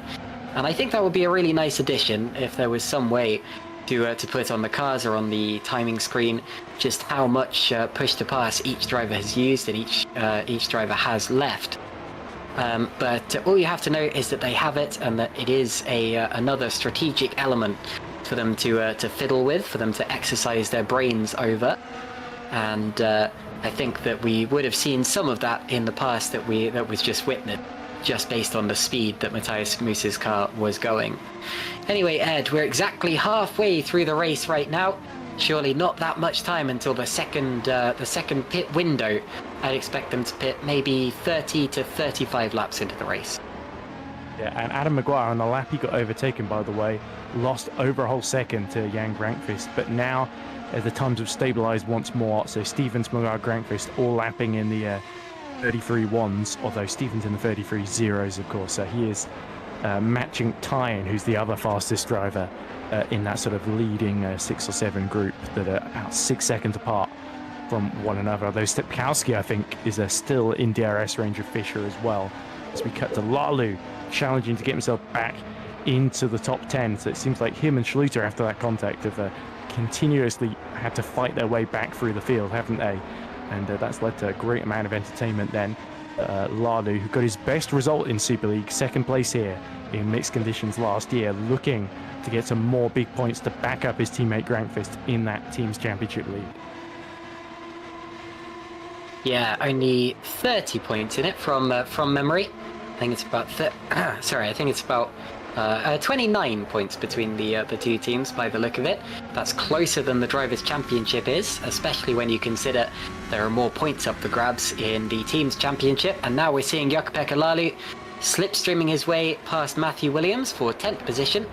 Goes up the inside, makes the move stick. Both the Super Venturis back into the top 10. Little glance from Williams, but I think that was speculative more than anything. And Lalu does make the move stick. But you're right when you say that THR have the advantage in the Team's Championship at this point. They're behind in the standings, but in terms of this race, they are absolutely dominating it. And if they were to finish 1 and 2, that would be a massive haul of points going their way. But it's worth noting that the gap did not extend between themselves and Jan Grankvist. It is still about 4 seconds, which is what it's been for the whole of the stint. And if anything, it's slightly closer than it was. And that's why I'm so excited for the second pit window, because this is what will decide the race. We're seeing a replay now of Moritz Kropp in the sister car to the THR team. And he has a big save. Nice little... Oh!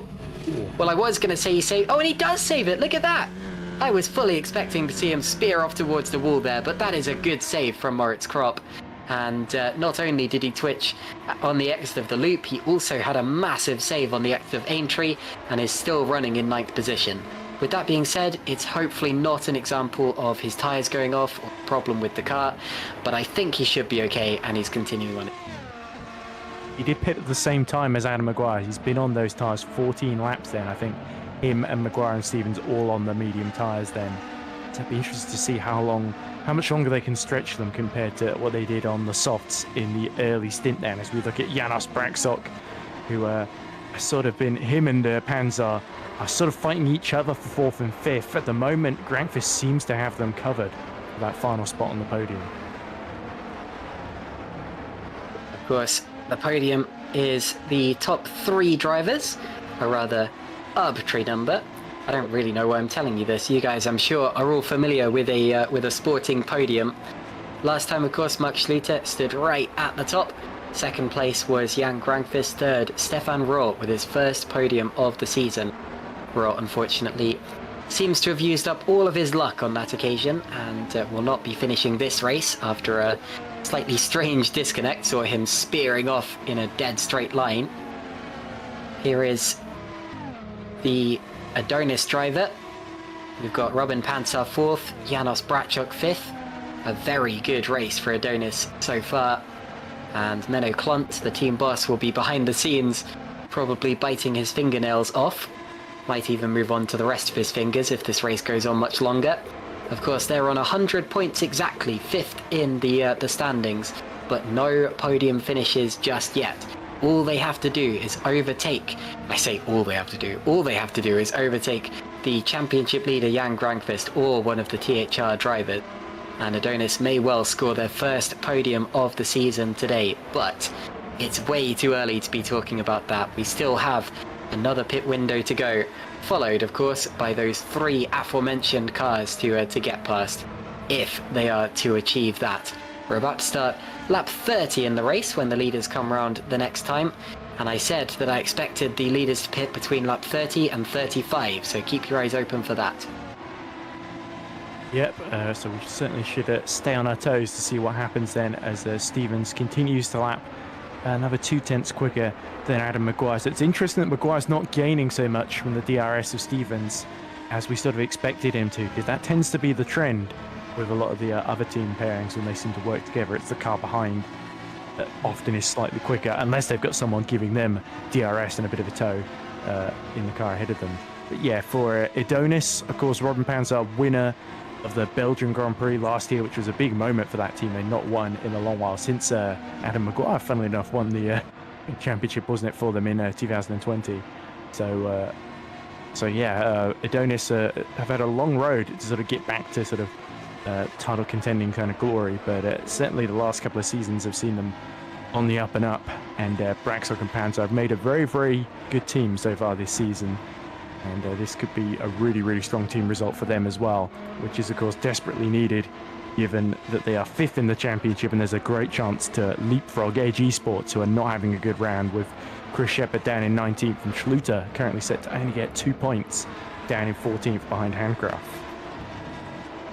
30 laps in the books now. Just 22 laps to go. We're set for a 2-stop strategy all around.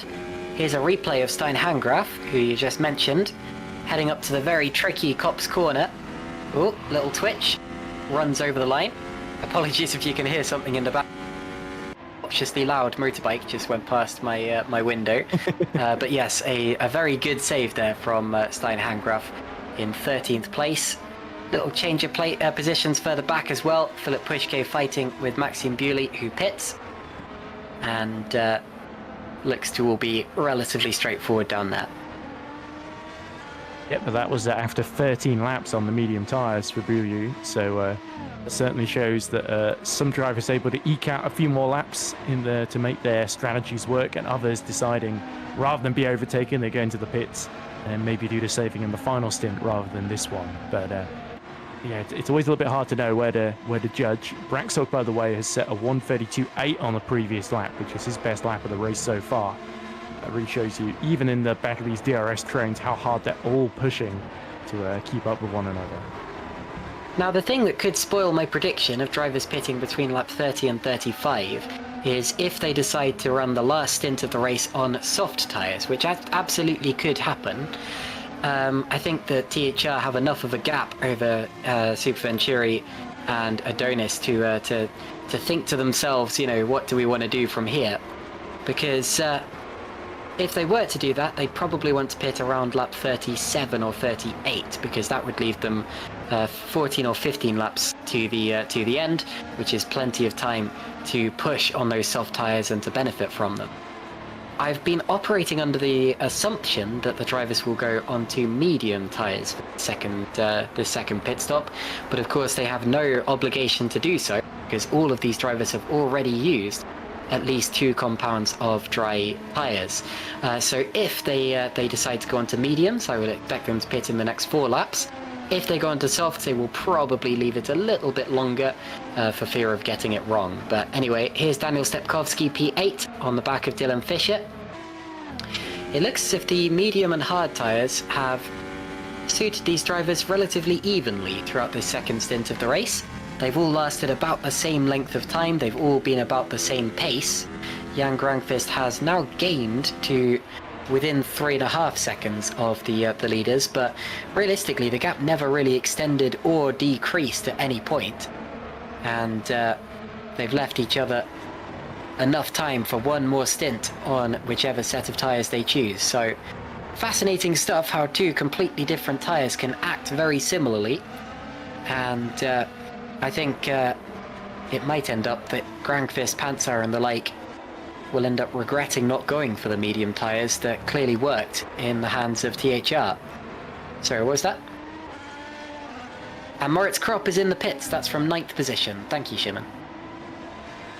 Yeah, interestingly, Granqvist set a personal best lap of the race, 1:32.9 last time around. So he's certainly pushing to close the gap, as you pointed out, Caitlin, as this is Matthias Moos, I believe, overtaking Matthew Williams for 10th position then into Stowe. And yeah, Williams unfortunately sort of just been shuffled back gradually in this race, hasn't he? So Zortax may be looking for a handful of points rather than big points here, but Williams desperately trying to hold on in this home race. You say that Maguire was dropping back from Stevens, but he's managed to hold on to the very back of his DRS train, and if anything has been gaining in the last couple of laps. So that's important stuff for Maguire. He's not completely on his own, and you have to say THR have pretty much been an entity in and of themselves today. It hasn't really felt like a fight between Stevens and Maguire. It's felt like a fight between THR, Granqvist and Adonis, because Panzer and Brachuk have been inseparable for this whole race as well. And into the pits now comes Adam Maguire. So Maguire pits from 2nd position, and he was the first to pit in the first stint as well, so this makes a lot of sense. And with 20 laps to go, I'm expecting another set of mediums. Let's wait and see what he puts on. Through goes Janos Brachuk, through goes Jarl Tyen. Stevens continues to lead the race. Jan Granqvist 3.5 seconds back in 2nd position. And they have the very last pit stop being the well, I don't know exactly how the pit stops are determined in the series, but there you go, they're the last pit box. And Daniel Stepkowski also made his stop, as out of the pits they go. And was that medium tyres for Maguire? Believe so. Yeah, definitely yellow walls on those tyres then, although very that's good. Stupid, of course. But that we're looking at the moment. But he did 19 laps on them in the last stint, Adam Maguire, so 20 laps is definitely achievable. But it certainly gives him the undercut then on his teammate Stevens, so I expect Stevens to come in at the end of this lap. But Granqvist continuing to set personal best then, so he knows now that he's about to inherit the race lead. This is the moment where he needs to strike while the iron's hot, and while Adam Maguire, crucially, could be held up in traffic behind Dylan Fisher and Jarl Tyen. Now, I don't know exactly how the drivers, as I bonked my microphone, apologies. I don't know exactly how the drivers are feeling out there on their tyres, but if I was Jan Grangfist, I would pit in 2 or 3 laps for soft tyres, as in, into the pits comes Stevens, because you've got to do something else to oppose the strategy of the THRs, who have the measure of you otherwise. And I think the best thing to do would be to do the complete opposite. So Stevens in, Jarl Tyen in as well. He was also running those medium tyres. The hard tyre runners are understandably running longer because their tyres have not yet reached the end of their life.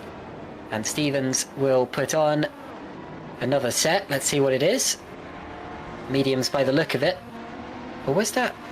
Let's take another look quickly before I claim it.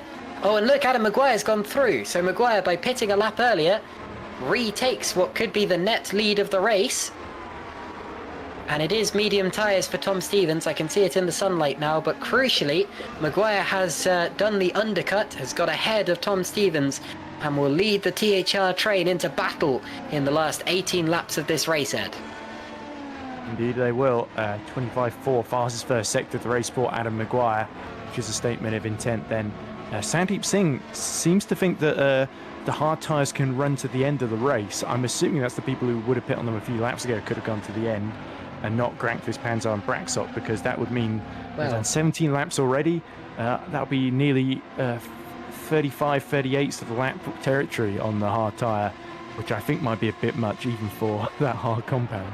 Yeah, especially since softs at the start only really did 15 laps. But you do have to keep it in mind because, of course, as I mentioned earlier, or as I alluded to, the only thing you can do is, or the only thing that you are required to do in terms of tyre strategy is to use 2 different compounds of tyre. As we look at a replay now, this is Mark Schluter, who, well, we really haven't mentioned since that first lap collision. Let's see if he can get himself back into the points. Oh, no. Well, that won't help, will it? Big spin. Gathers it up nicely, but that won't have done his tyres any good. Arfax 2 does simulate flat spots, and his tyres will look like 50p pieces. And we're going to see a replay of that from on board. And coming into this round second in the championship, he may be coming away from this round with no points whatsoever. He would be absolutely gutted if that were to be the result. He's got to push on just to see what would happen, but that will not help him whatsoever. But yeah, just to quickly finish what I was saying before, you only have to use 2 compounds of tyre, so there is no obligation. Jarl Tyen passing Matthias Moos and being followed through by Daniel Stepkowski. There's no obligation for the drivers who are pitted for hards to stop again. The only thing that would oblige them to is if their tyres have properly lost performance, and they would be overtaken anyway. So Grangfist continues to lead in this race, but I still think he's going to make a stop. Yeah, I really think that top 4 of Grangfist, Panzer, Braxok, Fischer are stretching it out and maybe pitting for either softs again, or they're going to push the mediums a lot harder in that final stint then. I can't see any of them risking it, given when they pit off of the softs onto the hards, just going hard all the way to the end, because even for Grangfist and Braxok, who pit the latest, it could be a bit much for them. And Fischer, I think, is really going to start struggling before too long, as Adam Maguire is lapping about 2 seconds a lap quicker than him. I think Schluter did just get back into the points. I saw a change of position further down the order. Oh, it was actually Pushkit overtaking Guts, but you can see that Schluter is running there in 15th position, behind Dennis Urban, who is in the points on his Super League debut, but still probably also has a stop to make. Here's Jarl Tyen now on the back of Jukka-Pekka Laulu. Tyen on fresh medium tyres, should get this done relatively quickly, so long as he can do it cleanly. Through Aintree we go. That big grandstand on the right is called the Silverstone 6. It's a great place to watch from. And Tyen slipstreams his way up the inside of Jukka-Pekka Laulu and gets him before the corner. So P7 goes to Jarl Tyen now. He should gain some more positions before the end of this race as well. Stepkowski trying to follow him through. He's had a very competitive race so far. And goes to the outside now through Woodcote. And if he gets himself far enough alongside Laulu, he may get through into Copse. Wow, that's brave! Very brave indeed, and he makes the move stick. We've seen quite a few exciting overtakes around the outside of opponents today, and that was one of the best there in Copse. Yeah, definitely. I don't think Lally was expecting Daniel Stiklowski to try that one, but ultimate bravery from the RSR driver, and for Tyne, a crucial move as well, because he's second fastest laps of the race right now, and he's about 5.8 seconds behind Stevens and Maguire then. So if Tyne wants to try and potentially either undercut the top 4, or maybe even get into that podium battle, then he needs to sort of keep setting those lap times and putting the pressure on the THR duo, as it looks like Braxok and Panzer are starting to duel away with each other. Adonis starting to look a little bit cagey, and perhaps a little bit of desperation setting in here, because either strategy they go for, there's the potential for them to come out behind it. And it's getting to the stage where I'm starting to have my doubts about, like, actually, are they going to try to go to the end? Szymon reckons they are. We just heard that in our ears. So we've got to leave ourselves open to that. I gotta say though, when they first made that pit stop, if you'd asked me if they were going to the end on that, I'd have said, what? What's going on here? But anyway, but that does not mean, it does mean of course that they're leading the race temporarily. It doesn't mean that they will necessarily win this race, because Maguire and Stevens will still have to overtake them on on these medium tyres. They will still have to overtake them on the road towards the end of the race, and that is never an easy feat. It'll make it easier if the tyres drop off, the hard tyres cry enough, but there's no guarantee whatsoever, and they will still have to fight for it. 15 laps to go in that one, and I think another lap's just gone past where Granqvist and Panzer et al. Have stayed out of the pit lane, so it is becoming increasingly likely that they are running to the end. But here we see Pushkit about to overtake Chris Shepherd. That is for 17th position. Yep, fairly straightforward DRS move. Chris Shepherd just about slots himself to the outside there, and the front is just looking a little bit hesitant to turn in. But yeah, Granqvist wouldn't dare try this strategy if it was just him on his own. The fact that he's got the two Adonises and Fisher doing the same thing gives him that buffer behind. They're all going to delay Maguire and Stevens and Tyne as well, for that matter. So that makes the gamble worth it, whereas Panzer, Braxok and Fisher sort of get the sense that they're going to be caught first, and they effectively made themselves sacrificial lambs on this strategy once they get caught, because they won't have an awful lot to fight with on those worn hards. And Adonis team manager Menno Klont has now started biting his fingers off, because both of the Adonis cars are running in those podium positions for the first time this season. And if they can make it to the end and not be caught and passed by the THR drivers, then that would be one of their best results in GPWC history. There is Adam Maguire. These two drivers are on the charge now. They will be the hunters for sure. Out of the Chapel curve they go. DRS will be open. There's Dylan Fisher up the road. I'm afraid to say on Dylan's part, I think he will be caught quite easily before the end, and will probably not have the tyre life to fight with these THR cars. But even so, he will be very satisfied with the position he finishes in, if he's 6th or 7th. And there's a fight. Philip Pushkate on his soft tyres catching Dennis Urban. I think Dennis must have made a pit stop then, because Urban has now lost. He has, yes, because he's about soft. There we go. So he'll push to the end, as will Pushkate, who's also on softs. Still the potential of points for both of those drivers. Still the potential of fastest lap as well. And look how close as well. We're negating the fact this isn't just a fight for the win between Maguire and Stevens and Granqvist. The Adonis cars, they're not just sitting there. They are fast. They've got the pace here. And if there is an opportunity that presents itself, you bet that Panzer is going to be going for the lead here. He is, yeah, looking for that second ever Super League victory, hasn't it? So we got Granqvist, who's got 3 Super League wins from earlier this season, 3 in a row, remember. That you got Panzer's got the win at Spa from last season. Braxok, rookie in Super League, although he's won elsewhere, of course, yet to win. Yeah, and then we got Fisher, of course, who has not got the DRS from any of these guys, and he's got the oldest tyres of anyone in the top 4. He's done 24 laps then on the hard tyre, so that's why Fisher is lapping. He's upped his pace a little bit, 132.9s, but Adam Maguire in the 131.7s, and Tom Stevens as well, so that's almost a whole second faster. So Maguire 3.7 seconds behind. It's only going to be a matter of time before they catch Fisher. And how hard is Fisher going to fight? Because that will dictate how things play out for the top 3 as well. I don't think it would be wise to fight when he's not got the tyre life for it. I think at this point He's got to conserve his tyre life and run to the end of the race. The THRs are going to get him anyway. And I'm not sure even the most spirited of drives could hold them off at this point. That is not a criticism of Dylan Fisher at all. Some of the other cars around him are more highly developed than his, and some of the drivers as well are a lot more experienced. I was saying before the start of this one, there are some real young guns on the GPWC grid. Plenty of them coming up through the ranks of FS2, FS1. Of course, who was it who became, I think, the youngest ever FS2 winner at Silverstone the other day? Was it Christos Philo, I'm thinking, or? It was Philo, yeah. Although there was another winner that day that I was more invested in for obvious reasons. I just remember the guy who won race 2 was something like 14 years old, which is absolutely ridiculous. And it makes me feel a bit silly calling drivers like Dylan Fisher young. I think he's about 20 years old. Jan Grankvist probably about 22.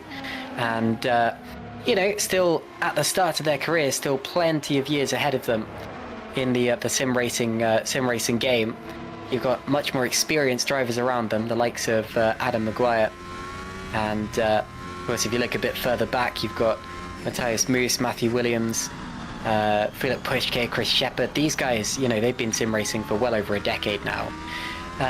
But Dylan Fisher, I think, would be very impressed with, or would be very happy with his performance if he was to finish inside the top 6, the top 7.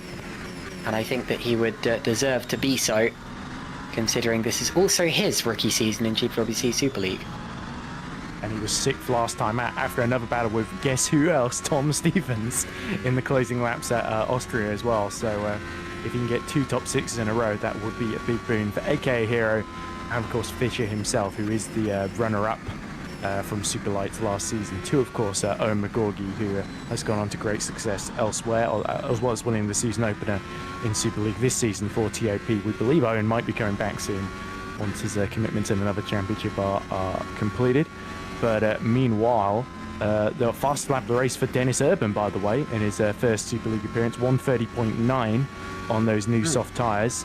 So he's really trying to throw everything to try and steal the final point from Vincent Gutt, who's about just under 16 seconds up the road from him. As look at how twitchy the rear end of Fisher's car is getting. Those hards have had enough, and here comes Adam Maguire. Yeah, that's the opportunity Maguire needed, and through he goes on the inside. Fisher will temporarily split the two THR drivers. Here comes Tom Stevens up the inside. Fisher not able to defend. Or will he? Because he's got the inside line for Club here. Stevens with the tyre life goes around the outside, gets through. Stevens, of course, still a young driver in his own right. I think probably 20, may have turned 21 by now, but very impressive maneuver from Tom Stevens to hang on to that car while it was trying to get away from him. There's not quite as much grip on the exit of that corner, on the outside of that corner, as there would be on the racing line. But he found enough grip to get around him, and that's what matters, because now he is up into 5th position on the road. And I think at this point we can safely say that the top 3 are going to the end of the race on the tyres that they're on. So it is a straight fight now. Can Maguire and Stevens catch Adonis? Can they catch Jan Grankvist with enough time to pass them before the end of this race? This is going to be a close one. Yeah, very, very tense then. So 10 laps to go. 5.2 seconds to get between Maguire and Braxock. But like you say, he's got to find a way through Braxock, and it was crucial, by the way, for Stevens to clear Dylan Fisher through a club corner there out of the Vale chicane, because if he hadn't, he wouldn't have been able to stay within DRS range of Adam Maguire. As it is, he's 8 tenths behind Adam, so that worked out pretty perfectly for THR. And Fisher now has just got to focus on holding Jarl Tyen at bay, who's another 5 seconds down the road from him as well. So 6 definitely still possible for Fisher, but Tyen will be charging. Indeed, indeed. Here we are watching Robin Panzer, still with a chance to win this race himself. Janos Bračok in 3rd place, the top driver not to have won a GPWC race just yet. Hasn't yet been on the podium as far as I'm aware, at least not in Super League. Adam Maguire, the top champion. We only have 2 champions on this grid today, with those being Adam Maguire in 4th and Philip Pushke in 17th. We started the race with Stefan Rohr, but unfortunately he is now out of this race. So we went from having 3 champions down to 2. Earlier on in the season, we had David Fidok as well. He's now committed to Super Light.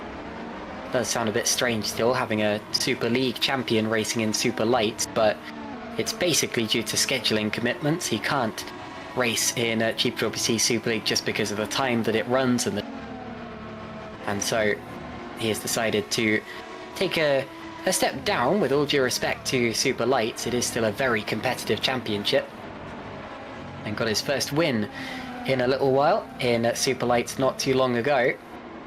We're into the last 10 laps of this race now. Can Grankvist hold on to it? Can Robin Panzer or Janos Brachok make a charge? Or will the THR drivers catch and pass the top 3? You can see them at the back of the shot now. There they are. The Hunters climbing the hill. And if the race was to finish like this, Grankvist would extend his championship lead significantly, but it probably will not finish exactly how it is now. Mark Schluter will not score any points, I'm afraid. That's why the... Oh no, he will. He's currently in 14th position, but he won't score many points, which is why the championship is extending so much further. Tom Stevens has a real chance here to second in the championship. And then you see the rest of the standings. Maguire could really do with a solid points haul, having not finished in the points at the last 2 races. Here they come, look, they're getting closer every time I see them at the back of the shot. And they've got 8 more laps to do it. Surely they're going to catch them. But catching is one thing, passing is another. Very well said, Caitlin. They're gaining by about 7 to 8 tenths per lap, depending on what lap times they are setting, of course. 32.9s 30 for Maguire, 32.1 for Stevens then, so he started to coast back up the rear of his teammate. The top 3's all setting personal bests, but they're all in the sort of mid to high 32s, aren't they? So at the moment, I think Grankvist is doing enough to win this one. It really depends how much trouble Janos Brachok gives to Adam Maguire, and how Tom Stevens in turn is going to play it as well. I have to say as well, I hope Dennis Urban holds on to this fastest lap. This reminds me of a couple of seasons ago when we thought this would be David Fidok's last Super League race, and I was cheering for him the whole way through to set the fastest lap of the race, go out with something to remember him by. And I think today we've got a completely different situation, with this being Urban's first race in GPVWC Super League. Not his first race in GPVWC as a whole. He has done Super Lights race. But I think it would be quite a fairy tale story if he came away from this with the fastest lap. Whether he does score points for it or not, he would have to finish in the top 15 for it to count in terms of points. But that is still, there's still the potential to have that happen if something happens to someone ahead of him. And now you see Maguire and Stevens once again. I've just noticed as well that Dennis Urban's name on the spells Durban, one of the big cities in South Africa. Completely irrelevant point. I just thought that was quite funny how it makes a word, but there you go. Anyway, carry on.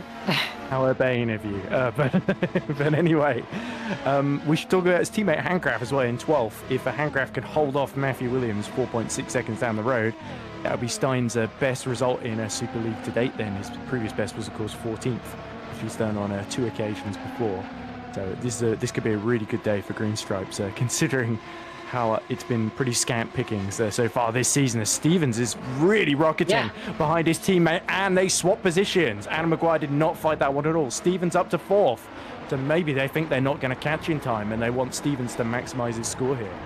It happened in exactly the same way that it did in the second part of the race. So Tom Stevens is now in 4th position, with Adam Maguire in 5th. Maybe it was that they didn't think Maguire would be the best chance to get past Brachok, Panzer, Grankvist. So now it's Stevens' chance. Get up to the back of them, slow them down, fight with them. Maybe you can both still go through. Who knows? It may just have been that Stevens was quicker and made the overtake. But anyway, that is a change for 4th position in this race with just 6 laps remaining. And the difference in pace between the leaders on that last lap. Stevens was not held up at all by that overtake. He set a 1:31.9. That's over a second faster than Maguire, who dropped back. Of course, Panzer and Brachok are still setting personal bests, but it's 0.6 of a second, 5 or 6 tenths slower than Stevens. Granqvist was 6 or 7 tenths of a second slower and actually lost time to the Adonitz cars as well. At this rate, Stevens is going to catch them, but not necessarily pass them. So he'd get up to the back of them. I don't know if he'd have time to get through. I think he will be a little faster on this lap, judging by, well, obviously he doesn't have Adam Maguire ahead of him anymore. And he's really dumped Maguire here. Look, he's almost dropped Adam out of DRS range. So I think Stevens does still have a chance, actually, but it's not going to be quite as clear-cut as we thought it would be when we thought that Granqvist, Panzer and Brachok potentially still owed us a pit stop. Yeah, so Stevens, reminder, is on he's just done his 13th lap on those mediums, whereas on the hards, Brachok, Panzer and Granqvist have all done 30 laps, in Panzer's case 31. So this is where the hards become really, really tricky in terms of the traction starts to go away, and they become really a bit of a handful through the slow and some of the fast corners as well. So it must be said the top three have done superbly well so far in this race.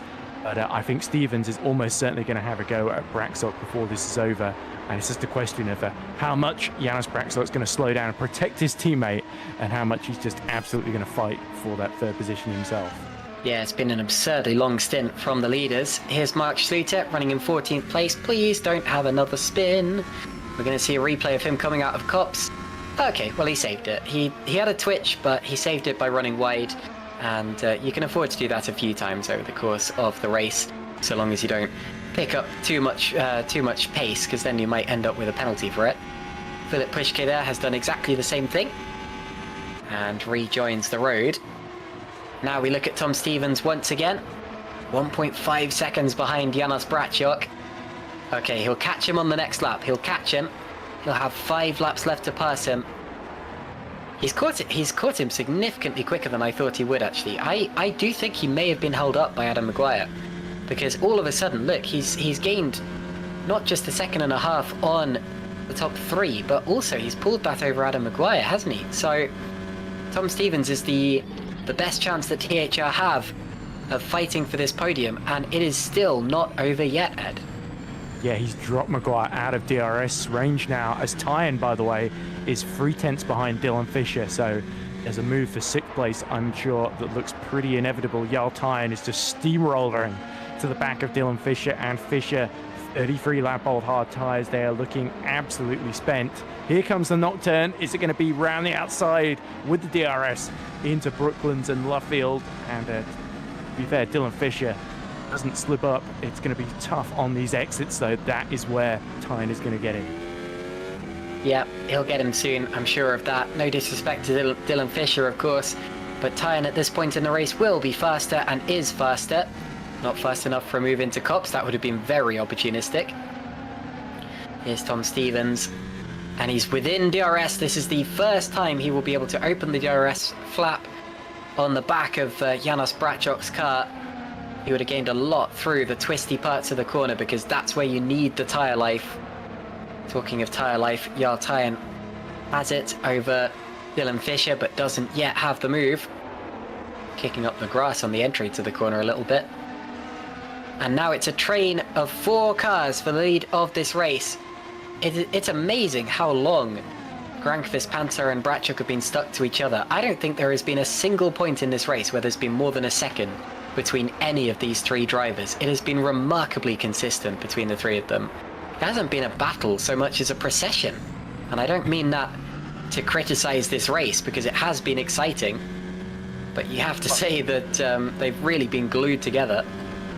Well, I think Brachok and Panzer, if they fight each other, they lose. Panzer knows if he fights Granqvist, then it's just going to slow all of them down and allow Stevens and Maguire to easily beat them on the fresher tyres. So they had to do it as right to the inside goes Jarl Tyan, and surely he's found a way through, pushes Dylan Fisher as wide as he can on the exit of Brooklands, and Fisher dives up the inside through Luffield there. More contact made, but Tyan will breeze around the outside. They had their wheels locked together for a good half a second there. They are so lucky to get away with it. We're going to see a replay from on board. And we're on board with Dylan with Jarl Tyen now. And you'll see just how long they had those wheels locked together for. Dylan Fisher really wanted to fight for that one because with only 3 laps left in the race, who knows what could happen. Here we are on board with Fisher now, who gets run out to dry. And there's the contact, and there's where the tyres get hooked together, and somehow they don't go for a spin.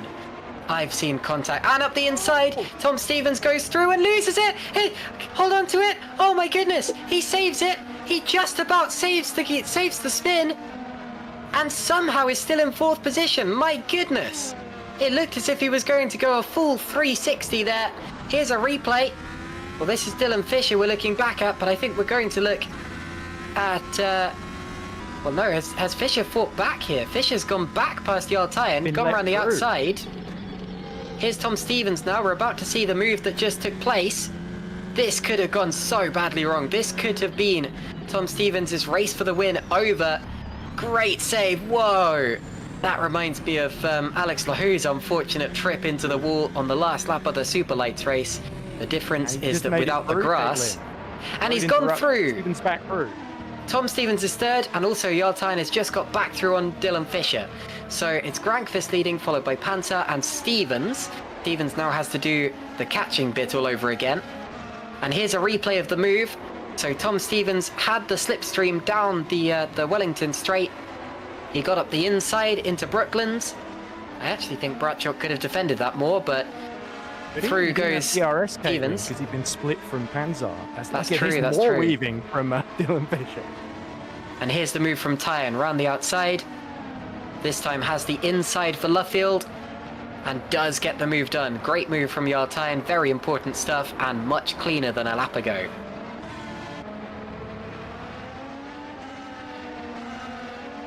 It was Caitlin, but now Panzer is lapping a 10th quicker than Grankvist. Now they know Stevens is coming, just a lap, 2 laps to go, isn't it? And the pressure really building because Stevens has now got just 2 cars separating him from victory. So is Panzer going to fight particularly hard? He's not got the buffer of his teammate to save him. And Braxop, meanwhile, has got to worry about Maguire, the pole sitter, who's also coming for him as well at a fast rate of knots. So a thrilling finish in prospect. And is that Chris Shepherd about to be lapped ahead of them? That could be a small distraction for Jan Grankvist. And just 2 laps left, including the lap that we are on. With the pace Stevens has, he could still win this, but so could Jan Grankvist or Robin Panzer.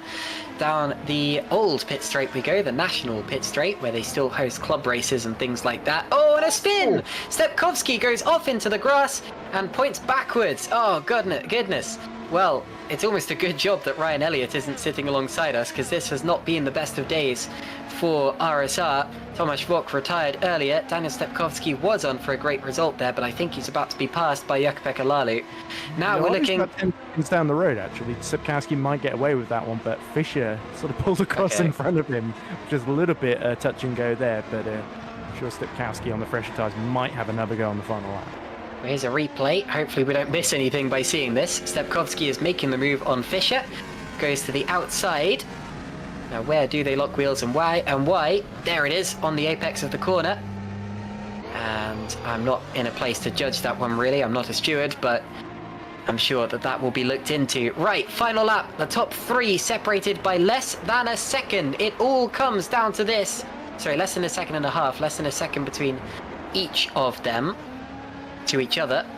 Grankvist leads by 7 tenths, then it's 8 tenths back to Stevens. Any of these 3 drivers could still win this race, but it's got to be now. Wide in the background goes Maguire. He still has a chance of fighting with Bradshaw for 4th. Apparently we've just been told Mark Schluter's been off the road. And what was that?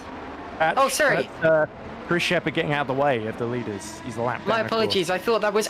Getting in the way of Stevens. That was very close. Has Stevens made it through okay? Yes, he has. Okay, I was worried that he'd run into the back of Chris Shepherd there. Sorry, I panicked when I saw Shepherd run wide. I thought it was Grankvist, but anyway, that's my bad there. One more straight, one more DRS opportunity, and I think that Grankvist has done enough now. He's got 7 tenths over Panzer and Stevens behind him. Here we go, up towards Stowe Corner. You see the move in the background between Bradshaw and Maguire. Maguire all over the back of him. But what a drive, and up the inside he goes. Maguire will get 4th place. Great move, good drive. But what a race this has been from Jan Granqvist to run for such a long time on hard tyres and to win for the first time since the Chinese Grand Prix. Jan Granqvist will feel amazing about that, and he extends his championship lead yet again. Robin Panzer, an equally good performance, only just misses out on what would have been his second Super League victory. Tom Stevens is third after leading plenty of the race. What could he have done better? Could he have played this with slightly more forethought? Adam Maguire is in 4th position. Janos Brachok is 5th. Then it's Jarl Tyne and Dylan Fisher. Daniel Stepkowski has held on to 8th despite the spin. Then it's Lalu. Oh, we'll get onto this in a second. Schluter's having a fight for 13th position with Matthew Williams. But yes, Lalu was 9th. Then it's Moose, Kropp, Handgraf. Mark Schluter just takes 13th there on Matthew Williams. That was a fight on the last lap of the race. So Schluter does still score points, but he will be absolutely gutted, especially since the first lap collision did not look like his fault. Matthew Williams 14th, Vincent Gutt will claim the last point in 15th position. Dennis Urban does finish his first GPVWC Super League race in 16th position and did hold on to the fastest lap. Great stuff from Dennis Urban there.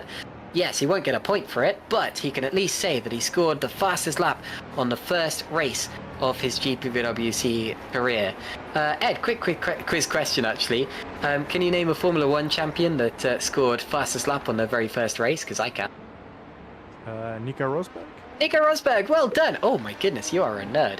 Anyway, so Dennis Urban, it was 2006 Bahrain Grand Prix.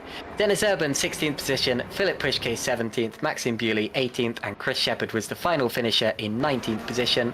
Here's a replay now. This is Mark Schluter's move on Matthew Williams on the final lap of the race to give himself slightly more. Oh, and there was contact. Look at that. Contact between the two of them. Now, I know that wasn't... back, wasn't it, Caitlin?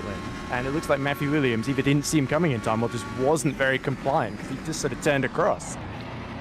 I don't think he was far enough alongside. I don't think Williams could reasonably have expected a move to have been made there. But somehow Schluter ended up ahead. So anyway... And there is Tom Stevens being held up by Chris Shepherd on the exit of Luffield. Oh, big twitch there. Oh, there was contact. Oh my goodness. And Shepherd, I think, speared off to the left. Now, Shepherd, I think, was holding his line there. Shepherd, okay, he was going abnormally slowly, but I think he held his line into the barriers. He wasn't going to score points anyway, but I think he was pretty unlucky in that one. Yeah, anyway, that sort of started when Stevens lost it, didn't it, through Luffield? Yeah. And that put him sort of on that trajectory. So that's a tough one to really judge, but certainly really unlucky for Tom Stevens. And that'll be a moment that he'll reflect on, along with maybe staying a couple laps behind Maguire longer than he really wanted to. But ultimately, a free fall for THR, though. That's not a total disaster, but they got outfoxed by Super Venturi and Adonis today on the strategy. And in fairness to Stevens there, he was pushing very, very hard in those last few laps. He did not, that's like being held up on a qualifying lap point. But anyway, Jan Granqvist takes the fourth victory of his season and extends his championship lead.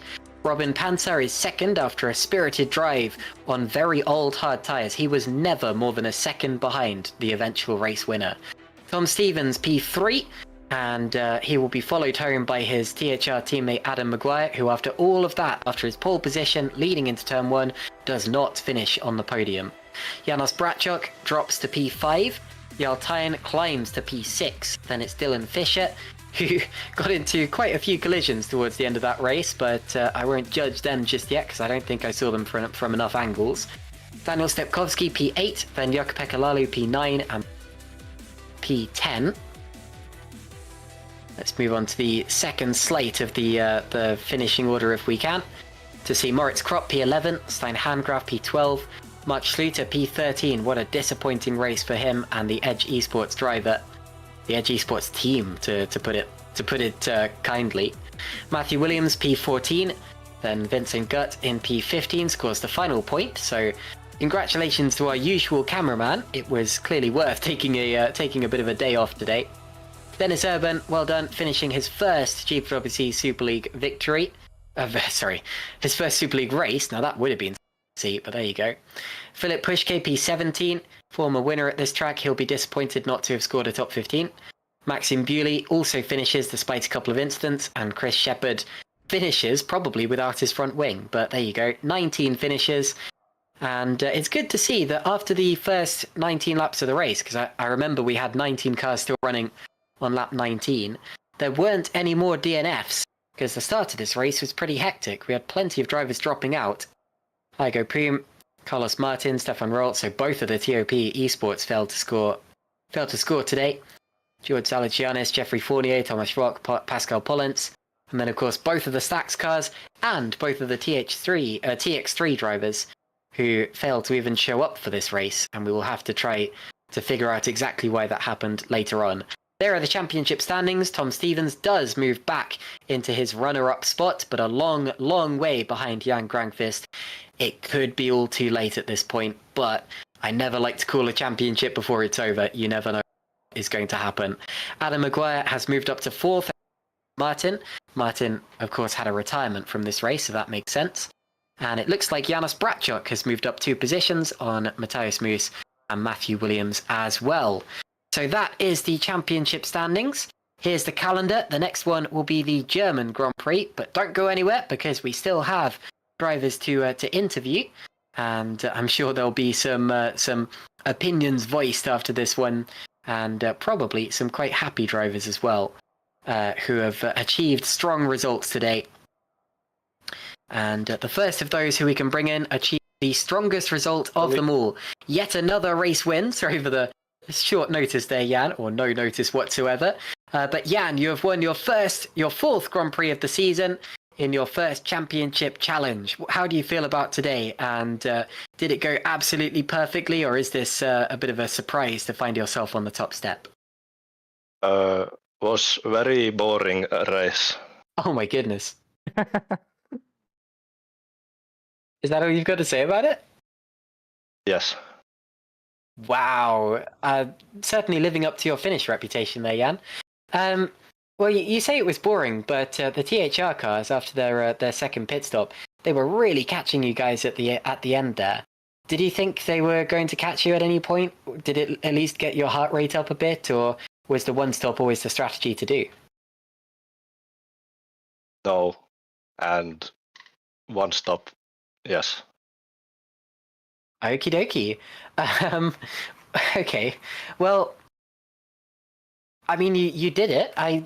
Initially I was a bit lost for words because when you pitted on lap, I think it was 17 or 18, that still left 30, almost 40 laps left in the race to run those hard tires. That is a long way when driving softs were only doing 14 or 15 laps. Was there ever an opportunity to do a 2-stop, or was it always going to be, this is my strategy, you're not convincing the other way? Well, you can stop every lap if you want, but we just stopped once. I think it was better. Yeah, and this is brilliant. I'm so sorry. Anyway, you lead the championship now by quite a considerable margin. We are over the halfway point in the season. Are you at least letting yourself get a little bit excited? No. Awesome. Okay. Given the answers are so short, can I get a question as well? Go on, Ed. Okay, so Jan, in the first stint, Robin Pansar pit a lap before you did, and you had to respond immediately. It was very, very close on the sort of pit exit. Were you at all worried about Robin Pansar's pace at any point, or did you think, nah, I've just about got him covered here, I'll be fine? No. Okay. Keep it monosyllabic, my friend. Jan, you're a legend. I can see exactly what you're doing here, and I will let you go back to whatever you were going to do otherwise. Congratulations on another race victory, and best of luck in the rest of the season. Thank you. Thank you. And that is going straight into my list of top 5 interviews that I've ever done in my life. You can tell he's a former GPV commentator, can't you? Yes, you can. He was having us on there. Absolutely, he was. Jan, I know I made a joke about his Finnish monosyllabic answers, but he does not normally do that. That was very much a bit there from Jan Grankvist. Right. Do we have any of our other podium finishes? God, the race was so exciting. I can barely remember who finished second. Robin Panther is not there. Neither is Tom Stevens. So who would you like to bring in, Ed? Dylan Fisher here, who did he hold on to sixth? I think Tyne just got him. I think he was seventh. Yeah, seventh for Dylan. So let's hear what Dylan has to say. All right, so we're joined now by AK Hero's very own Dylan Fisher, who's just finished P7. Dylan, it was a brave call to stay out longer on the hard tyres than anybody else, but unfortunately, you were just having to do all the defending at the end, and unfortunately, Jarl Tyne just stole that sixth position off you right at the end after a very, very fierce battle, and you nearly got a Stepkowski past you as well, but luckily there was a little bit of a collision there that just about saved your bacon then. So could you talk us through that one? Yeah, I mean, we just, yeah, my brain's not working at all right now. That race really, took it out of me because of this heat that the UK's decided to have today. So thank you for that one. So yeah, that run on the hard tires, those last 20 laps must have been some of the best laps I think I've actually put together, ragging the car around as quickly as I can. The tires were on the front were just dead by the end, and it's unfortunate that contact happened with Stepkowski. I don't know. I've not seen a replay of it, so I don't know who's at fault, if there is fault. But already sent him a message saying, "Hey, I'm sorry it happened. You probably would have got me." Well, that's very sporting of you, Dylan.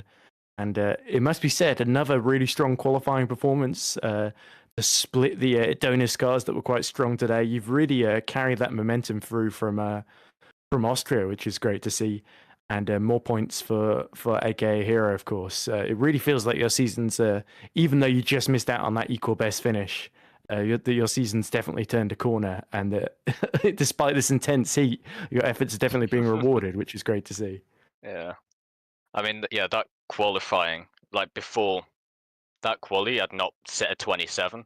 I'd been like 20.8, 20.8, 28.0, 28.0. I must have set about 4 28.0s, 5 28.0s, and just not been able to get it.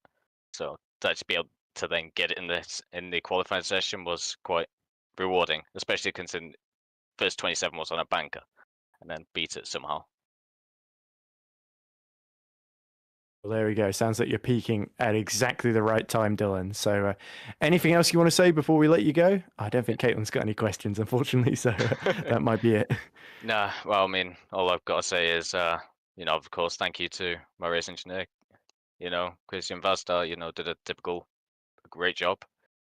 And Heigo and Stein, who did amazingly today, especially Stein. Unfortunate for Heigo, of course. Who, he's just having one of those days. Yep, certainly. But I'm sure Heigo will be back along with yourself in 2 weeks' time at the Hockenheim Ring, and we look forward to seeing another spectacular show from you there, Dylan. Yeah, Heigo will be back stronger. Great to hear. Well done on the P7, and thanks for talking to us. Yeah, thank you. Right, I guess I'm running the interview now. So let's, okay. That's okay. So who shall we talk to next? Shall we talk to Mr. Stein Handgraf, given that we just got praise about him from Dylan? And he did beat Mark Schluter technically, so let's keep it in. It was a decent race, yeah. So let's go Handgraf next, and then maybe Lalu and Schluter. So we're now joined by Green Stripes Racing's very own Stein Handgraf, who has just achieved his best finish to date in a Grand Prix Virtual Super League with 12th position. So Stein, you must be buzzing after that one. That was a very, very strong race from you. Yeah, indeed, I am buzzing with that because that's the best result we probably would have gotten today. And I was actually not expecting to be finishing in the points. So I'm just overall really, really happy with this. So you start P15 on the grid. There's a bit of carnage ahead of you between Lalu and Schluter, isn't it? And that really opens the door, doesn't it, for you? So you go up, I think you were up to just outside the top 10, and from then on, you were sort of on the defensive and trying to get the strategy to work, weren't you? You were one of the guys who did the full 38 laps. You did exactly what Dylan just did, didn't you, on the hard tyre? So that must have been really tough, especially in the closing stages. Yeah, it was really tough to manage the hards, but I actually lost some places because of the incident, because I had to take the inside line and I didn't get a good exit out of turn 4. So I was back in P16, but then when I switched to the hards, I undercutted the guys in front of me, and that's where I gained basically my points for today. And then it was managing them to the very end, and it got very very close with Schluter and Williams behind me. And they were Thank super goodness they close, hit I each think. other. Yeah, but I think on pace I could have stayed in front of them. I still had some push to pass left as well, and my tires were getting better and better compared to them. So I think on merit today we scored some really really good points. Yeah, and much needed for Green Stripes as well in that battle just outside the top 10. I think it's the battle basically for 11th and 12th, isn't it, in the Teams Championship. So as far as rookie seasons go, Stein, considering obviously you competed in other championships in R Factor 2 and such, but you'd only really done a couple of FS2 races before getting the seat with Green Stripes. So looking at the season so far, we're just at the halfway point now. And you've got to say, getting 3 point scoring finishes, is that about where you thought you'd be, or is it better than expected? I think it's about where we were expecting to be. Definitely in terms of pace, we have really grown a lot. And, as a team, we have also found some things in the setup that really are that's really accelerating us forward right now. So I think this is only the start of some very, very solid results that we're going to get in the rest of the season. Exactly. The best is yet to come, and I'm sure you're going to deliver it at the Hockenheim Ring in 2 weeks' time. And it's not every day, by the way, that you get to beat a GPV race winner in Mark Schluter. So enjoy that, because that's certainly going to be a big achievement for you. Yeah, I will definitely enjoy that. Yeah. Yeah, thanks talking to us, Stein, and let's hope there's more points to come in your future. Thank you. Right, speaking of Mark Schluter, I think we should invite him in and hear what he has to say about what was a fairly difficult race for him. So Mark Schluter from Edge Esports joins us now. Mark, obviously much more disappointing race compared to Austria last time out. A big collision with Jukka Begalalu at turn 1, and there must have been a fair bit of you went quite high in the air, so I'm assuming there was quite a bit of damage since Lalu went underneath you. And then it was really a battle to get into 13th at the end, ending with a little bit of a collision with Matthew Williams. So very much an imperfect day, but important to score points, and you're still third in the Drivers' Championship. So obviously, I know you're not feeling too thrilled about how things went today, but talk us through it. I think it started in qualifying. I had no traction in the slow speed, and pretty much turn 6, 7 understeer, and out of 7 no traction again. It was kind of weird. I never had this on our server. I think we botched the setup this time. To be honest, high speed was fine, but I think that was just because we were running way higher wings than the others. We were again 5 kbh down on the straight compared to the others. In the end, I think I just tried a bit too aggressive to get past. I don't know if that's worth a penalty. That would have the stewards to decide. I mean, if it's P13 or 14, I don't really care. It's still not a good result overall. Just hoping we can bounce back from this in my home race. Well, you certainly did earlier in the season when you started with the 2 DNFs and then went on to a couple of podiums and 2 wins. So I would say you've shown you can do it before, and it's just a matter of dusting yourself down and trying again, which I think we're all looking forward to.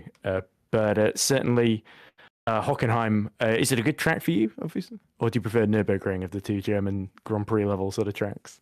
I think I prefer Hockenheim a bit more, but pretty much equal. I think we have to get a cleaner qualifying again, and at least get top 5 to not have to start in the pack like today, and so collisions like this don't happen again. Just a very shame. I think Lalo just tapped me lightly. I think even Matthew was on the sausage curb even. I don't know.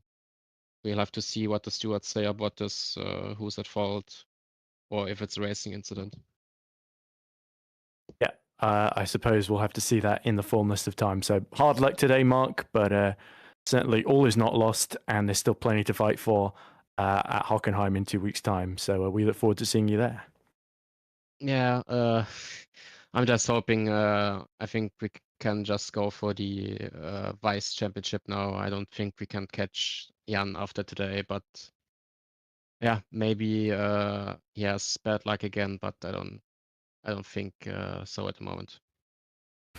I think, unfortunately, it looks like everyone's in the same boat as you, Mark, given that Jan has got, I believe, a 48-point lead, if I did the maths correctly, considering what we saw on stream. So I think Szymon will probably know better than I do. But yeah, it's certainly a lot bigger than the 40 points it was going in. But no reason to lose hope. Of course, we still got plenty of races left to go, and you could still get some more wins for AG Sports, which I'm sure would be a big achievement nonetheless. So I think that's all I've really got for you, Mark, so I think we'll let you go. But thanks for talking to us. Yeah, thank you. All right, so with that said, Chukwuemeka Lali seems to have disappeared and got bored waiting for me once again, and I don't blame him. So I'm going to hand back over to Caitlin then. So obviously, a very, very terse and to the point Jan Grankvist, but nonetheless a delighted one, and a delighted Stein Handcraft as well. But for Mark Schluter, disappointment, and understandably so. Way to end on a downer, Ed, but there you go. No, it's okay. Well. Yeah, congratulations to Jan as well as Stein, of course.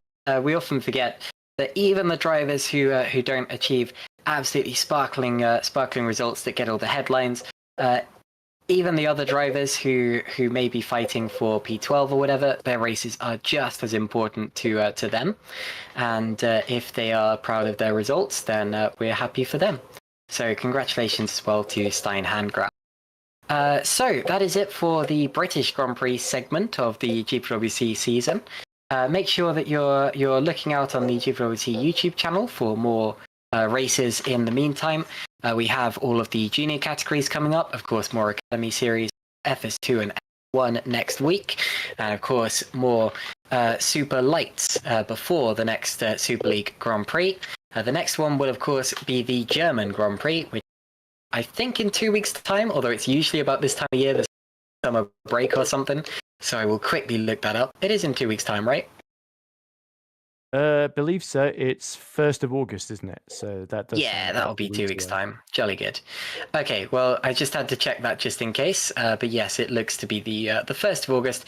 So 2 weeks' time from today, and it'll be at the same time as well, 7:30 British time, so you know where to look and when to look. More importantly, thank you all very much for watching today. It's been exciting as always.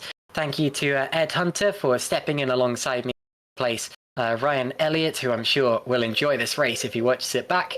Thank you as well to Szymon Frelik for standing in as our broadcast director, so that our regular broadcast director Vincent Gutt could race today and score a point. Well done, Vince. And we will see you in 2 weeks' time. See you then.